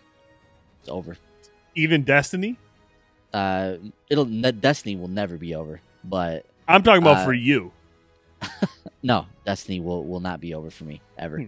But if you give me an Avengers game that at all plays anything like Destiny and has Avengers and superheroes and supervillains and all that kind of stuff, I mean, man, I'll probably have to quit my job. I'll have to dedicate half of my day to Destiny 2 and the other half to the Avengers project, and then that'll be that. But yeah, dude, Crystal Dynamics, obviously an incredibly talented developer, so I cannot wait to see what they have cooked up for the Avengers. They claim that this is going to be released in 2018. I'll believe it when I see it, but I cannot wait for this game to see what it is, man. First of all, super intrigued now. Couch is available over here, so when you get thrown out, this is where you can sleep. Good to know. Yep. You can see the white PS4 Pro, so you'll get your 4K for this Avengers game. It'll be all good. Or the Xbox One X will be over there, so you can, if you want true 4K or full power 4K, I don't even know. But anyways, so yeah, that dude, if they did make an Avengers game, before I start going off on that, Bender, imagine Destiny. Okay, imagine the setup, the presentation, everything with Destiny that you love about Destiny 2, and add Avengers to it. Thoughts? Yeah.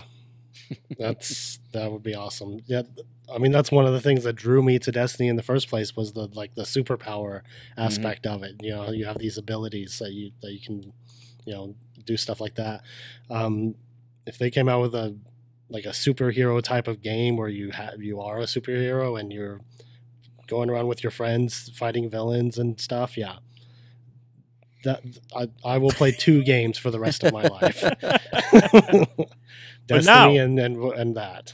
But now let me ask you guys this. This is supposedly slated for 2018. If that were to play out like we think it is, 2018, we would have Destiny 2, which we'd be deep into Destiny 2. We'd have probably multiple expansions out by then.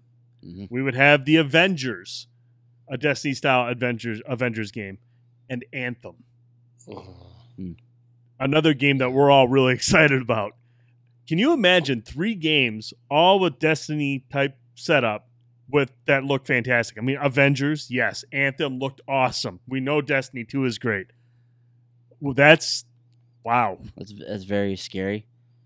We're not talking about like small potatoes developers here. We're talking about Bungie, BioWare, and Crystal Dynamics. Like arguably 3 of the best developers on the planet making these games. But dude, just think about this. Think about sending out a text message like, "Hey man, I'm just doing some missions in New York City right now, but let's get some people together and do the Loki raid." Like, all right, I'll bring my Iron Man character. You bring Thor and the Hulk, and then somebody else comes in as Captain America. Like we all have our heroes that we're ranking up, and we pull them in, and we do like this raid against Loki or against Kang the Conqueror or something like this, or Thanos and the Chitauri, like whatever you want to do it as, and give us like this open world to like play in. Dude, I would just be, I'd be on cloud nine, man. I don't even know if I'd be able to handle that. And seriously, this just is a testament to the DNA that Bungie has created with Destiny. I mean, we saw Ubisoft try to do it with the Division. It had a rough start, but I mean, there's a lot of people that still play the Division, regardless of what some people have said. There's still a strong audience that loves the Division. It's just a part of that formula, that DNA that just really pulls people in. And now you see possibly an Avengers game. Like I said, this is just based off some information. We have no idea what this game's going to be. We're just speculating, and we're kind of letting the Destiny fans in us kind of like grab this, like, hey, man, what if this is what they're really going for? And then you see Anthem, which had a very big showing, a very positive showing. And that just speaks volumes to what Bungie has done with Destiny. There's so many developers, so many studios like, man, we want to get a part of this. And what better way to do that than to grab something like Marvel and be like, hey, let's do this with Destiny. You're taking Marvel and putting it into a Destiny format possibly? That thing will sell a lot of money, but that's going to make 2018 one hell of a crowded market for those types of games. Man, just seeing this, though, social, shared, online play in an Avengers game. Like, this is like the next step in superhero games. Like, we've seen the single player game like evolve over the years. Like, the Batman has perfected it. Spider-Man looks like it's going to perfect the single player experience in a superhero game. But now taking the Avengers and putting them into a shared social online type of experience with third person action adventure gameplay, that sounds so awesome. To be able to just take your Avenger and join up with your friends and go fight bad guys. That sounds epic. Sign me up for that by Crystal Dynamics, please. Yeah, that's again, this is just speculation, but damn, that's some sexy speculation right there, guys. Yeah. Wow. Yep. Okay. Well, I know Boyce's pants are getting tight, so let's move on to something else. Pinball FX 3 releases September 26th. So Frankie will be all over that for sure. Boyce, is there anything else about this that we know about, or is this is just the release date, September 26th? Yes, we talked about this a few shows back, the one that you had missed, Brent. But we talked about all of the pinball tables that were getting transferred over to Pinball FX 3. There's only like 5 that aren't making the cut, which is awesome. So they've done a terrific job in bringing all of the Pinball FX 2 stuff over to Pinball FX 3. Also, with Pinball FX 3, we're getting the Universal Classics Pinball Collection, which not only includes E.T., not only includes Jaws, but it includes Back to the Future. Oh, wow. So, dude, I cannot wait to play the Back to the Future table. And that's coming out with the game on September 26th. And, dude, Pinball FX 3 sounds awesome. Like, they're doing all of this stuff with multiplayer. They've got this whole new tournament system that they're putting into the game so you can do tournaments with your friends and online. The single player experience sounds like it's been totally revamped, and there's a lot more they're adding to it. You're able to transport all of these old tables into the new game for free. They're all upgraded and with the graphical updates and everything. So it just sounds like this is going to be an incredible value proposition for fans of Pinball FX 2 or Zen Pinball 2, whichever version of it that you were playing. And I'm definitely getting this on September 26th, man. I can't wait to see that Back to the Future table. Bender, how about you, buddy? You jumping into this one?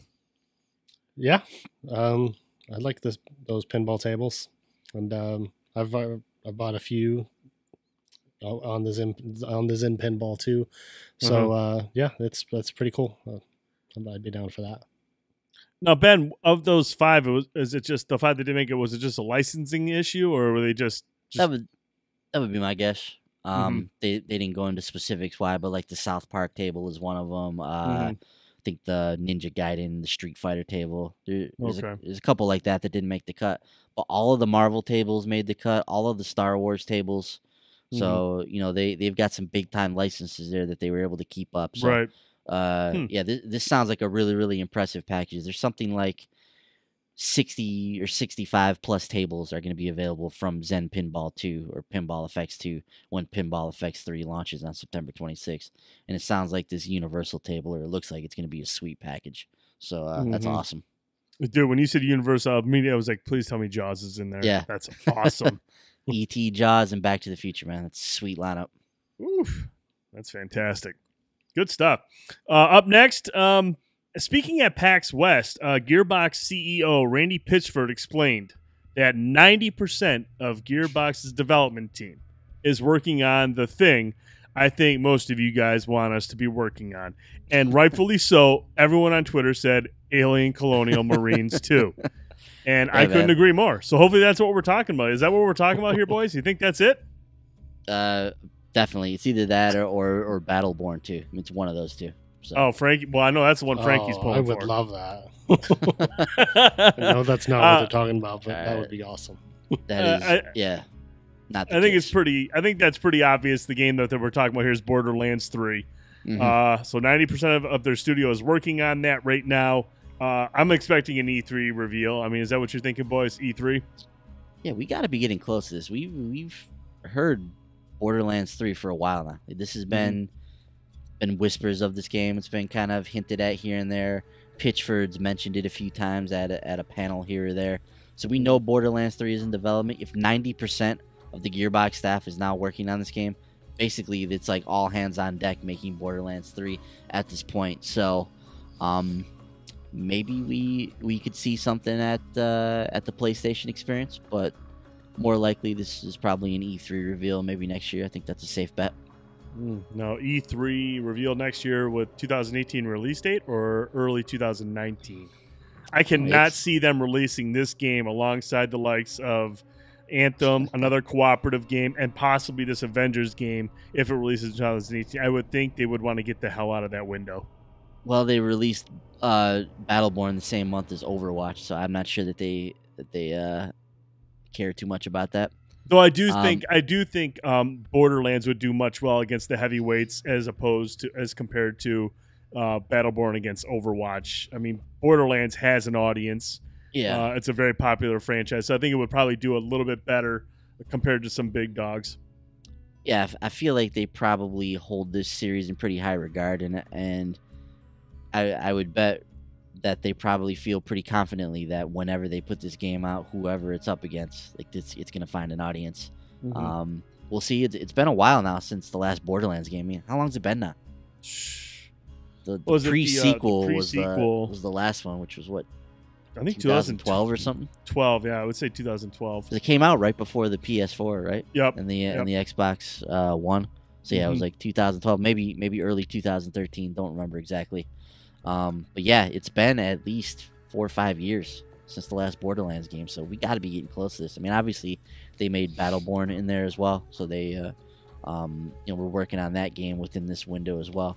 But Gearbox is a pretty big team, and if it's all hands on deck at this point, I gotta imagine this thing's progressing along pretty good. Mm-hmm. I hope it is. I really enjoy the Borderlands games. I love those games. I think they're a lot of fun. The loot system is fantastic. The presentation of that game is awesome too, with its art style and the way they introduce the characters. There's so many just zany, memorable characters from that franchise. So I would love to see Borderlands 3 at some point because it's a lot of fun with friends. Mm-hmm. Moving along, Bethesda has an unannounced game due for release in 2017. Really?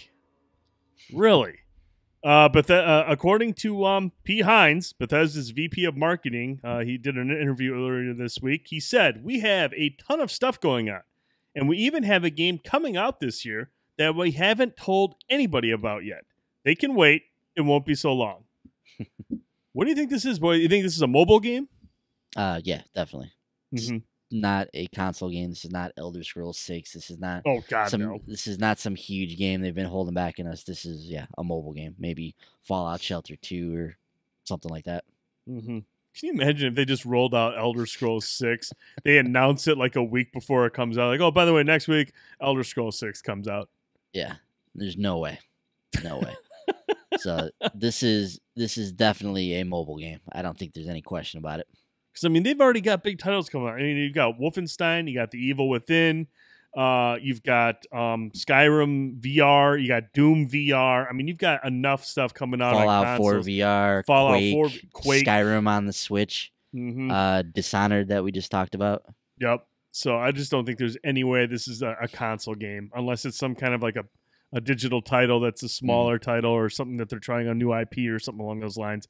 I would guess it's a mobile because we haven't seen anything new mobile from them other than Elder Scroll Legends, correct? That's the last release they've had. Yeah, I don't think so, and I believe they've said that they have another mobile game in the pipeline. So yeah, it would just make sense that it's a mobile title. Gotcha. Okay. Cool. So that's the latest from Bethesda. Mr. Boyce, let's jump into some PlayStation stories. Let's do it. So we have August's top PSN downloads. So let's run through this for the PS4 really quickly here. At the top of this list, no surprise, Madden NFL 18. Obviously, that game does huge numbers every year. At number 2, Hellblade. It's the newest Sacrifice. Fantastic. So selling well, good to see. Sonic Mania at number 3. Tom Clancy's Rainbow Six Siege at number 4, coming off I believe they had a free weekend in here this month where you were able to purchase the game at a discount. I'm sure that did really well for that title. Uncharted: The Lost Legacy coming in at number 5. Grand Theft Auto 5 at 6. Friday the 13th still up there at number 7. Undertale making a nice showing at 8. Minecraft at number 9. EA Sports UFC 2, another game that was on sale. Crash Bandicoot holding strong at number 11. Rocket League at 12. Need for Speed at 13. Lawbreakers debuting at 14 there. Absolver at 15 after only, I think it was only available for a couple days in August. For Honors at 16. Life is Strange Before the Storm at 17. The Evil Within at 18. Wow. Big sale on that one last month. I think it was $5. Call of Duty Modern Warfare Remastered. How about that? The only Call of Duty game on this list is at number 19. Wow. And then Overcooked at 20. Brent, what stands out to you about this list, man? Anything? Obviously, Hellblade, that's awesome. Fantastic to see. Rainbow Six Siege ahead of Lost Legacy is interesting, but I think Lost Legacy, that came out, the 22nd? Yeah. It still had a week, and I mean, considering the hype behind Lost Legacy, I'm really surprised to see Siege at 4. I think that's really really impressive for Siege. Even for a free weekend where you sell it at a discount, I would expect a game from 2000 and I don't even know what the hell was it, 2015, late 2015, to see that jump up to number 4 is pretty impressive. I think sorry, go ahead. I was just gonna say real quick. I think that game was on sale more than just that free weekend too. There was a Ubisoft sale at some point during the month. It may have ran for a week or two, but regardless, sale or not, like that game has secured an audience, and there are people that are continuing to get into it now as we move into its 3rd year. So kudos to them for being able to salvage that game and make something really special out of it. I mean, seriously, number 4. I mean, that's pretty good. And they just released new content this week. They got a new map. We got 3 new operators. I got to jump in and check that out. Undertale at number 8 is pretty impressive. Yeah. I think that's great too. But other than that, I mean, Lawbreakers, we kind of knew what to expect there.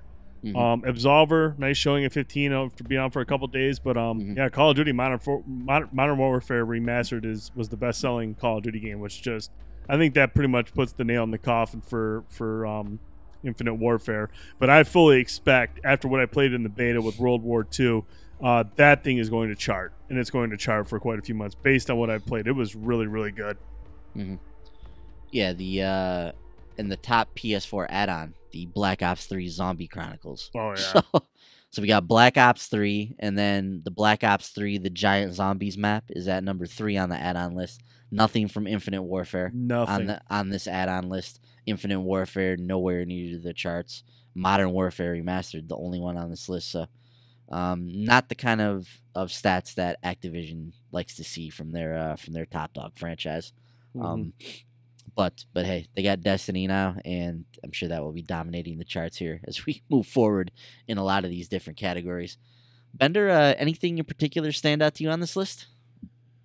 The only thing that looks really surprising to me is to see Sonic Mania above Uncharted: The Lost Legacy. Yeah, I mean, I'm not surprised to see Sonic Mania on the list, and I'm just surprised to see Uncharted at number 5 and Sonic Mania at number 3. I wonder if maybe they did their job with the Lost Legacy in promoting it as a standalone product, and a lot of people went out and bought it as a new physical release I know a lot of people do that for the Uncharted games. It's a big time franchise at retail. So I wonder if they were able to get the word out enough, and enough people went out and got it at a retail location. That's true. That's a good point. That's how I bought it. I bought the physical version of it and have it on disc. So yeah, that's a good point. Yeah. No, a lot of people got the Lost Legacy for free as well as part of the. That's true. As part of the season pass or whatever that they originally had when they bought the game. So some people made out like a bandit on that. But yeah, it came out. It had a week at the end of the month and came in at number 5. So I think that's probably still a good showing for them on that as a new $40 game.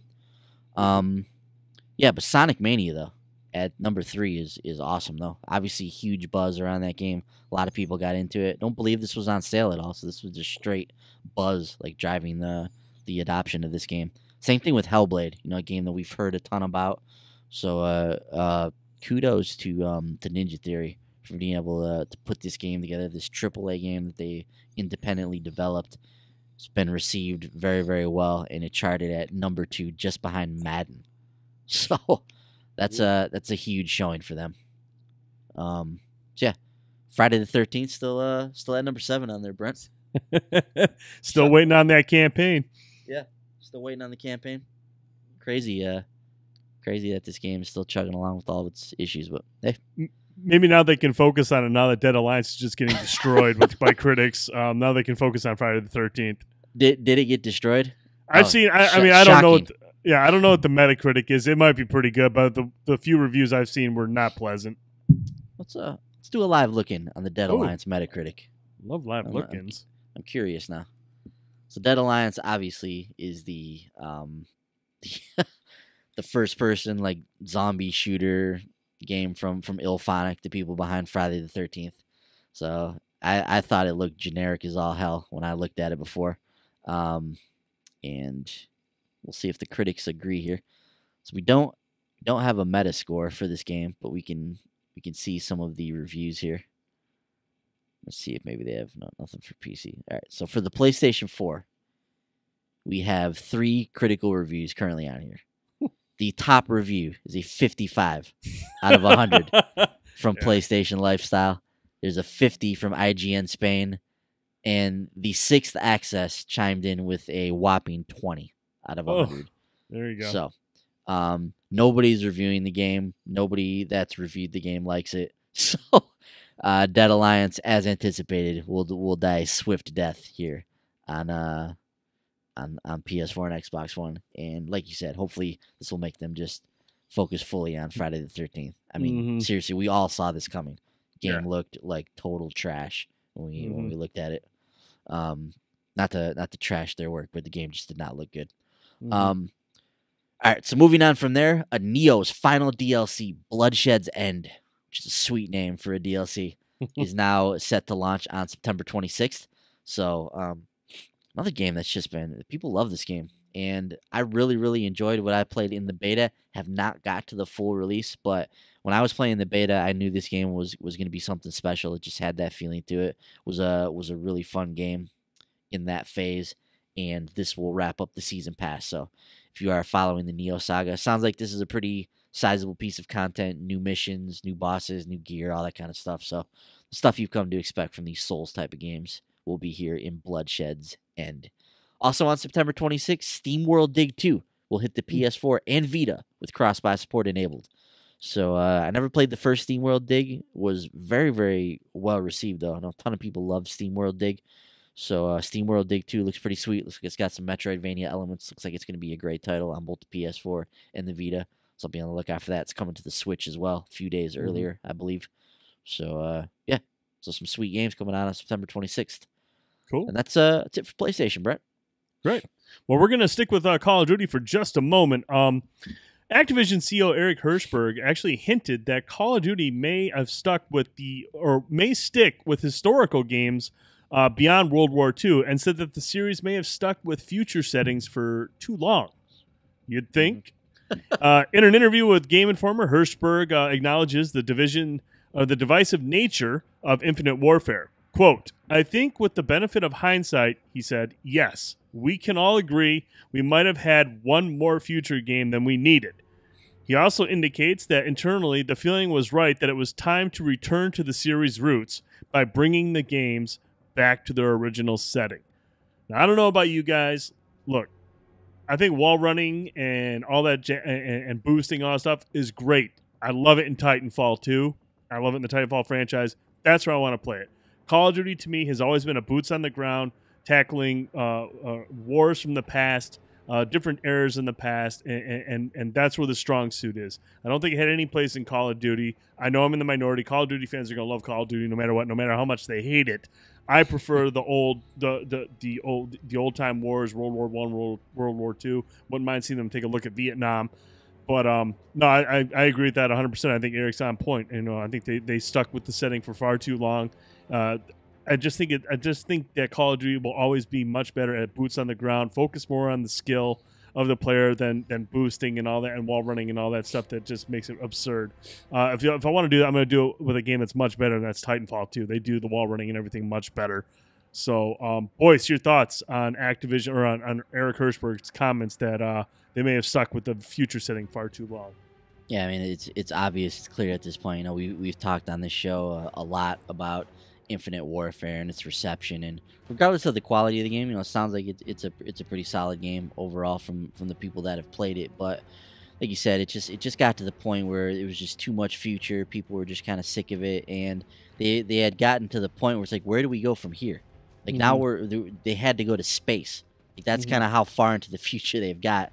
So right. at this point, what do? You go to Mars and you fight aliens? Like where does Call of Duty go from here? So deep space. Yeah. So it's just like they had kind of reached the end of where they could go here, and now they've got to kind of bring it back to World War II.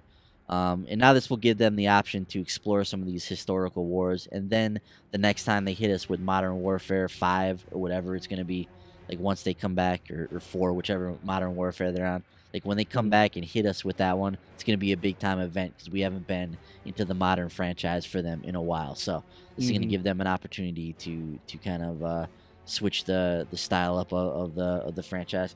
I don't really care one way or another. Call of Duty is fun to play through the single player campaigns. I have never been the biggest fan of the franchise. I'm not great at the multiplayer, so it's not something that I'm like falling over myself to play every single year. But I do enjoy the campaigns when I am able to get in there and play them.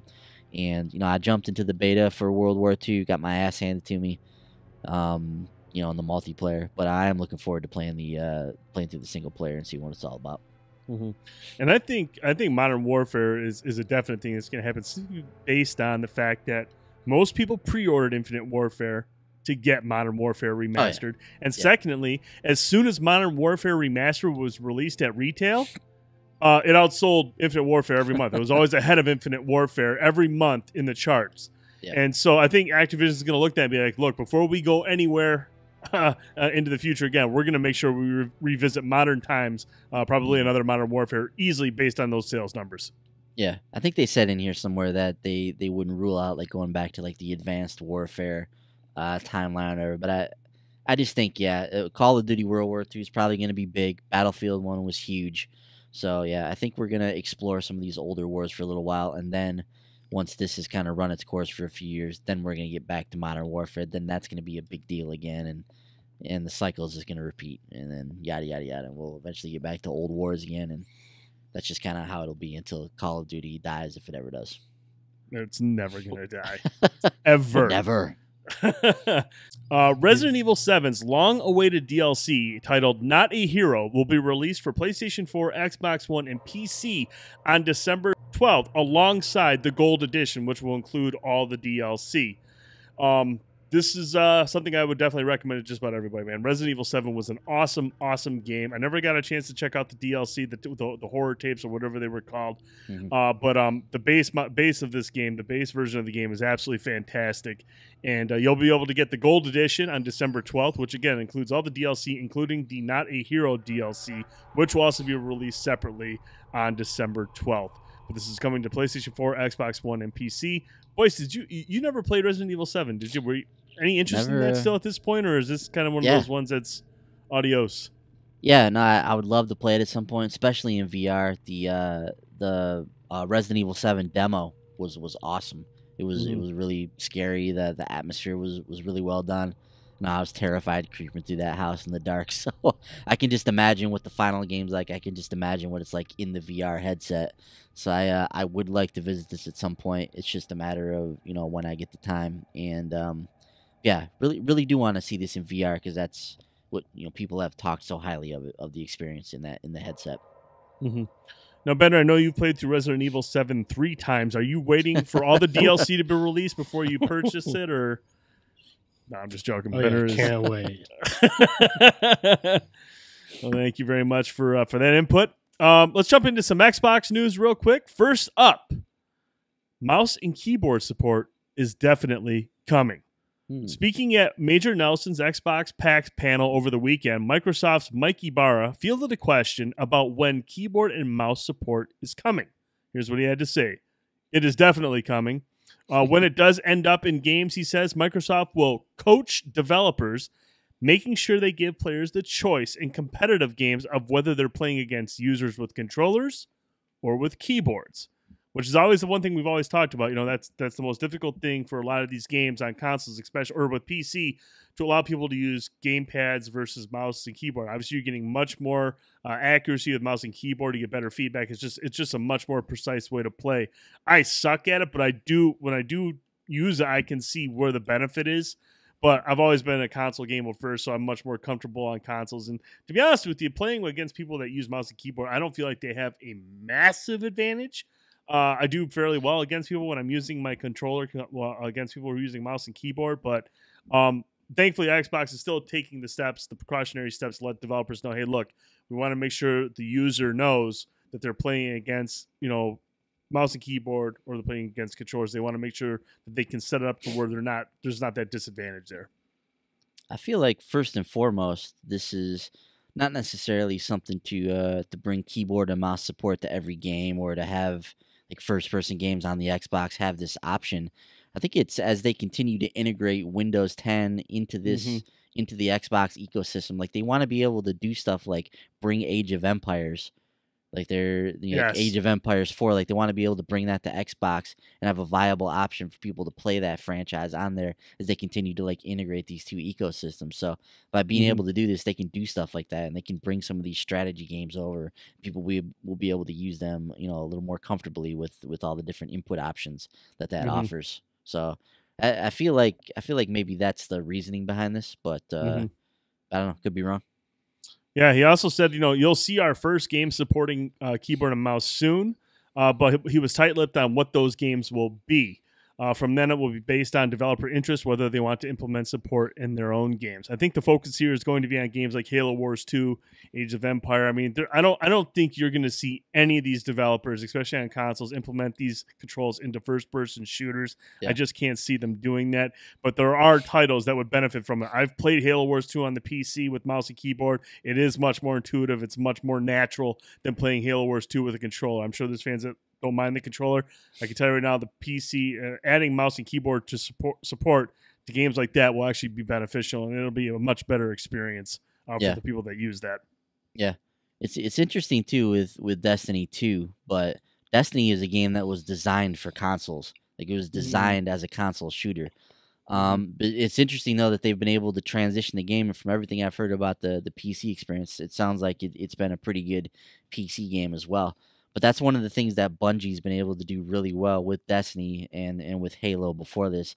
But they've been able to design a franchise around a controller, around a console experience. And that's why people love those games so much, because it feels so good to play in that environment. Like the way the guns feel and the way the feedback is and the way the kick is and the different things that you have to take into account, like in the grenade system and all that. Like it all feels really good in a console setting. So yeah, I feel like this is going to be more towards the other end of the spectrum. So I'd love to see them add that to like PlayStation as well. Games like Shadow Tactics would be awesome to play with mouse and keyboard. I mean, like I said, I like the controls on the controller, but it's a much steeper learning curve than using with mouse and keyboard. Now, Bender, I know you've played some Warcraft in your day. Does the idea of mouse and keyboard on consoles appeal to you for specific games? What I want to throw at you is, like, say, for example, Elder Scroll Online. MMOs work very, very good with mouse and keyboard, as you know. I mean, do you like the idea of those types of controls coming to consoles for specific titles? Yeah, I like that idea a lot. For specific games, like you already mentioned, real-time strategy games and MMOs, those are the two that spring to mind for me that really work better for mouse and keyboard. I mean, they can be done with a controller, but it's just not as intuitive to play them that way. So yeah, mouse and keyboard support would be great for specific games for sure. If they brought it out, would you fight? Would you, like, if you were to play? You still play Elder Scrolls Online once in a while, right? You still have that, right? Yeah, I still have Elder Scrolls Online, and I still have Final Fantasy 14. So, yeah, if they had mouse and keyboard support, I would be willing to, hook up a mouse and keyboard and play those games with that way. That would be ideal. I love it when I tell Melissa that I'm playing a game downstairs on my PC and I'm using mouse and keyboard. She automatically sends me the GIF of the guy from South Park when in the Warcraft episode where my man's just sitting there like this, and he's not even moving. He picks like food off his shirt. I love that guy. That guy's awesome. That's my favorite episode. Sounds like an accurate Brent Felsing depiction. Yeah, I can see you picking Cheetos off of your shirt and eating them. Like, oh, how'd that get there? Yeah, it's a snack. It's a surprise snack. You never know what you're gonna get. So, but yeah, mouse and keyboard support is coming soon to Xbox One. Up next, Forza Motorsport 7 has gone gold. So obviously I don't care whatsoever. I'm not a racing fan. So congratulations for anybody who is a fan of simulation racers. Forza Motorsport 7 has gone gold. There's a demo coming too. Oh, cool! A demo I'm not going to download. I think it's September 19th ish, something like that. Dude, I suck something fierce at these. I can't explain that. September 19th. Yeah. September 19th? Yeah. Cool. Not downloading it. But anyways, absolutely terrible at sim racers.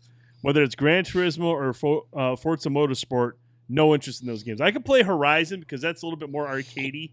Like Forza Horizon 3 is something I can play. Need for Speed, once in a while I can play those types of games where driving physics don't have to be 100% real. But man, when you get to the simulation stuff, I am just atrocious to watch. Like, it is really bad to watch. So yeah. Forza sounds like a good stream for the future. Oh, yeah. Fantastic stream. Brent plays Forza 7. Yeah, lose 10 subscribers and a bunch of thumbs down. Up next, crossplay is coming to Killer Instinct on Xbox One, Windows 10, and Steam. So, coming up soon, you'll be able to fight anybody on Windows 10 and Steam. I wonder if Frankie will try that out. And then lastly, the Gears of War 4 September update has been detailed. First off, you're going to get 2 new maps, Mercy, a classic God of War 3 battleground, and Harbor Haze, which is a new take on Harbor set during the day and introduces a brand new mist mechanic that covers the entire battlefield. Ooh, eerie. Nice. It's also adding 500 achievement points to Gears of War 4. After the Hardcore Horde and campaign achievements included with the Rise of the Horde, this new list introduces 20 new achievements focused on your first moments with the game. You'll also see some new matchmaking improvements, switching from region-locked matchmaking to a new quality of service matchmaking system. This will match you on local data centers with players of similar connection quality more often, resulting in fairer and better quality matches every time you play, and an improved skill-based matchmaking to give you a better quality of skill matchups on top of better network quality. There's also a couple other quality of life things getting added in, but these were the highlights. But this stuff will be dropping throughout the month. I know some of it is out now, some of it will be out on the 12th, and some will be later released later this month.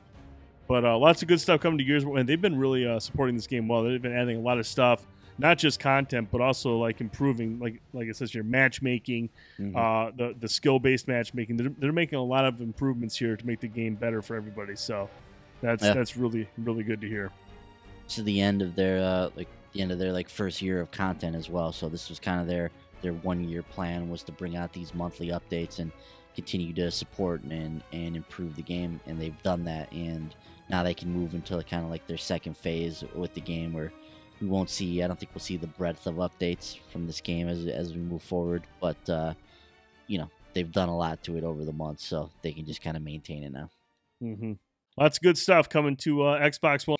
All right, and then we got a couple other pieces of news that we wanted to talk about real quick. First off, boys, what's going on with Warner Bros. And the Shadow of War DLC? Obviously, one of the creators of the game passed away, and they've created his character, or created him via a character in DLC, correct? Mm-hmm. Yeah, they've made like an orc character, or an orc slayer. I think he's somebody. It's like an orc hunter or something like that. Yeah, it's like an orc hunter, and he helps you in the game, I believe. Michael Forgy passed away unfortunately back in March after a battle with cancer. So he was developer at Monolith for a while. So they decided to do a charity thing and put him into the game. There was some controversy though, because when I don't remember exactly what it was, but for whatever reason the breakdown of the payment was posted somewhere. I don't know if it was by Warner Brothers or who it was, but it said something along the lines of $3.50 gets donated to charity. So people were wondering what the other $1.50 happened with that. There was some thought that maybe it had something to do with the profits that PSN or that Xbox takes as part of their cut from posting content on there.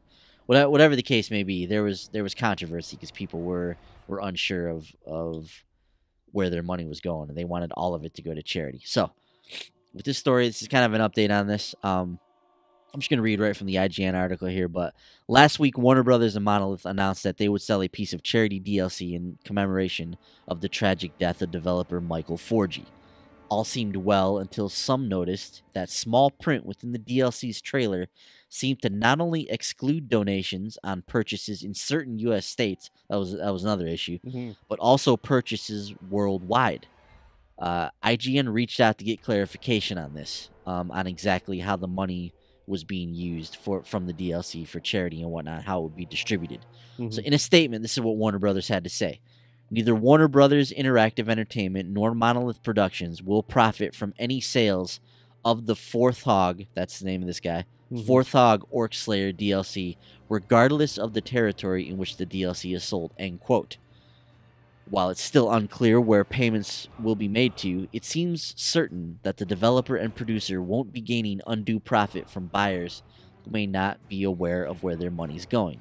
The DLC will be sold at $4.99, with Warner Brothers stating that in those participating states at least, $3.50 of that would be going to the 4G family. You can donate directly to the family on their YouCaring page if you're interested. So, not exactly like a finality to this, but basically Warner Brothers came out, they gave their statement like, look, nobody's making a profit on this. But I don't know that they've clarified where this extra $1.50 is going or how exactly this money is being distributed. But that's kind of what we're at this point. So we'll just have to take them at their word that nobody's profiting from this for, and I guess that's kind of where we're at with that. I mean, if I were to read between the lines, I mean, if Warner Brothers has come out and said, look, we're not profiting off this. Okay, yeah. So that's them covering their ass. They're out, and they're not saying, they're not going, well, ask Sony or ask Microsoft. I mean, there's probably a fee involved here, but nobody wants to be like, yeah, we're claiming a fee off of this, because they don't want to be the asshole. So obviously this $1.50 is going somewhere, but nobody wants to own up to it. And Warner Brothers is just doing their part to say, hey, look, we're not making a cent. Yeah. And whoever it is, I don't expect to find out who it is. I don't expect anyone to step up and be like, yeah, we're taking that fee or we're taking that $1.50. Yeah. I mean, if it's $3.50 or going to charity, there's a $1.50 sitting out there somewhere. Someone's collecting. It's not like a $1.50 is going into a bucket somewhere and they're going to bury it in the ground and be done with it. It's going to somebody. Yeah. And nobody wants to be the group to claim that. So I'm assuming this is something to do with the PlayStation Store, the Microsoft Xbox Store. Something that has to be, somebody's making $1.50 here. So yeah, that'd be my guess. I don't know. Yeah. So again, that's just speculation, but if you just read between the lines, Warner Brothers says they're out. It's not them. So somebody is. Yeah. So, and then the last thing we want to mention, PUBG, a game that's in early access that released just in March, 6 months ago, has now sold 10 million units. 10 million units, boys. This thing came out in March. It's not finished, but there's just something about it, man. Yeah, it's been a cultural phenomenon for sure. I mean, 10 million sold. And we talked about Destiny having 1.2 million concurrent players in its after its first couple days here. PUBG crossed 1 million concurrent players the other day. So 1 million people simultaneously playing PUBG, a game that has just taken the PC world and the early access world by storm. Like you said, it's just been this kind of perfect storm for them. This is this game that's kind of created this new subgenre, and a lot of like prominent names have taken to this game, and they're playing it and they're streaming it all the time. And it's just been a huge boon for them, man. It's really incredible to watch this, and obviously they're about to open themselves up to a console audience with the Xbox release coming up here soon. So kudos to them, man. I mean, with that type of hype surrounding the PC version, I mean, 10 million. I mean, when people hear that, sometimes that's all people need to hear.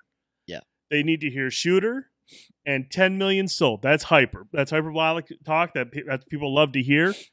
And then when it launches on Xbox One, it's going to sell a lot on Xbox One. There's going to be a lot of people because first of all, it's a console launch exclusive, so everyone's going to want to try the new hotness, and PUBG right now is the new hotness. And so that thing is going to sell gangbusters on there.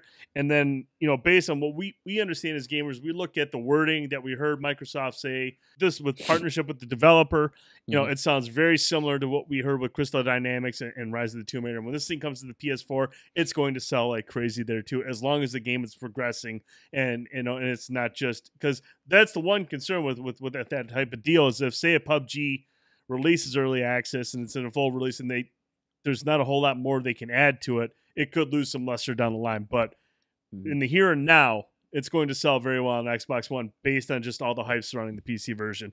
Plus, it's going to be an exclusive to that console. People on that console are going to want to pick it up. I'm going to pick it up because I loved it. I loved what I played on PC, despite the issues. I just love the concept. It's very simple. 100 people get dropped on an island. The battle zone shrinks. Everyone to the middle. The person that left standing wins. It's super. It's simple. You run around and grab loot and you have fun. It is what it is. So yeah, I'm still not 100% sold that this is going to be the hit on consoles that it is on PC. This game reads very PC to me. Like it's very unfinished. There's a lot of glitchiness and things about this that make this an early access game. And I still stand firm that I'm not sure that console owners have embraced this early access concept full stop like they have on Steam for a game like PUBG, so to speak. So I'm going to be really curious to see how this does on the Xbox One, and if it does get on there and it sells gangbusters, then maybe I'm wrong and people have embraced this early access concept. But I just don't know that seeing this game in game preview is going to pull as many people in as we think it might. So I'll be curious to watch that. And you got a good point there because I mean, look at We Happy Few. I mean, that thing was a preview game, and it didn't end up being the game that everyone thought it was and hoping it would be. Now we got to wait till April to see if that even happens. So yeah, I'm sure Xbox owners are a little leery of it. I know I am, but having played it on the PC and just enjoying the concept of it, I know I'll pick it up. But yeah, exactly. There might be people that don't have a PC that aren't too sure about it, and maybe their only experience with preview was a game like We Happy Few that was kind of a letdown. So you're right. I guess it'll just depend on the price, how much it's going to cost on Xbox One X. Is it going to be a low risk factor to jump into it, or like I said, it's just going to depend on the price. If I had to guess too, my guess would be that this is another game that's going to be similar to We Happy Few in that while it's in game preview, it'll be Xbox exclusive, but once it gets into its final release, I think it'll be a final release, probably day and date with the PlayStation version as well. We'll see. So, but back to the original story, 10 million sold in 6 months. Most impressive. Indeed. So congratulations to them. Yeah. And that's going to do it for this week's show. Lots to talk about, lots of Destiny 2 stuff to talk about. We're going to be talking about Destiny 2 for weeks and months. So if you like Destiny, Stay tuned. We're going to have lots to talk about. We'll be talking about it every single week. Again, join the Short Pause Guardians. We're accepting new members every day. We want to just get you in there. We want to play with you. We want you to show you what Destiny's all about. It's best to be played with friends. Plus, you get the clan perks, which are always awesome, too. So we're working on that. But join us, Short Pause Guardians. You can find us on the Bungie app or the Destiny 2 companion app or Bungie.net. Or if you're on PlayStation 4, search out the communities, Short Pause Guardians, add us there, and then we'll get your user or your PSN ID and add you that way. Same with Xbox Live. Go to clubs, Short Pause Guardians, request to join. We'll get you in. We'll get you into the clan. So always playing Destiny 2. But gentlemen, where can we find you gaming and tweeting, Mr. Boyce? As always, Brent, I will be not tweeting at Piccolo930, probably even more so now. Even more so than I already don't. So Piccolo930 on there. Of course, I'm Piccolo930 on PSN and on the Switch as well, so where you can find me on there. Friendly reminder that the Tuesday Night Indie Spotlight will be at 10 p.m. Eastern on our YouTube channel on Tuesday night. And the featured title will be Time Recoil. So be on the lookout for that. Come on over, join us. We'll have a good time playing through that game, seeing what it's all about. Absolutely. Mr. Holt. You can find me on Twitter at Bender_guitar. I'll be playing Destiny 2 a lot on PSN at me_Bender. Probably eventually on Xbox as well at meBender82, and I'm also me_Bender on the Switch. Great. You can find me on Twitter at TheDude1979, PSN and Nintendo Switch, TheDude79, and Xbox Live, TheRealDude79. Follow our buddy Frankie, who's not here tonight. He's on everything. Very simple. Viper Strike. Check him out. He is always tweeting. He's the opposite of Ben. Ben never tweets. Frankie's tweeting like every 5 minutes. It's fantastic. He's always got some good stuff. Did you see what he changed his name to on Twitter today? Yeah. The Frankie 6. The Frankie 6. Yeah, that's hilarious. So check him out on there. And then follow the website on Twitter at The Short Pause. Visit www.shortpause.com for all your gaming news, reviews, videos, podcasts, and more. Subscribe to our YouTube channel, Short Pause Gaming. Twitch, Short Pause Gaming. Mixer, Short Pause Gaming. And also give us a follow on Facebook at Short Pause Gaming. You can listen to this podcast on iTunes, SoundCloud, TuneIn Radio, Google Play, Stitcher, and TuneIn. That's where you can listen to this podcast. If you enjoy this podcast, if you really enjoy it, if you like it a lot, go over to iTunes, give us a 5-star rating, write out a nice review why you like the podcast. If you're not ready to give us a 5-star rating, or if you just hate the podcast, that's fine too. Send us an email, podcast@shortpause.com. Send us your feedback, your criticisms, everything. It's the only way this show will get better, and we want to make this show better. We want to make it a show that you'll never miss every single week. If you don't want to write us an email, that's cool. Go over to the website. Go right into the post of this podcast. Sound off in the comments. We're always checking those. We're always reading them. We would love to hear from you. We want to hear from you. For Mr. Boyce and for Mr. Holt, I'm Brent Felsing. Thanks again for listening and watching the Short Pause Gaming Podcast. We'll talk to you next week. Good night, everybody. Good night, you guys.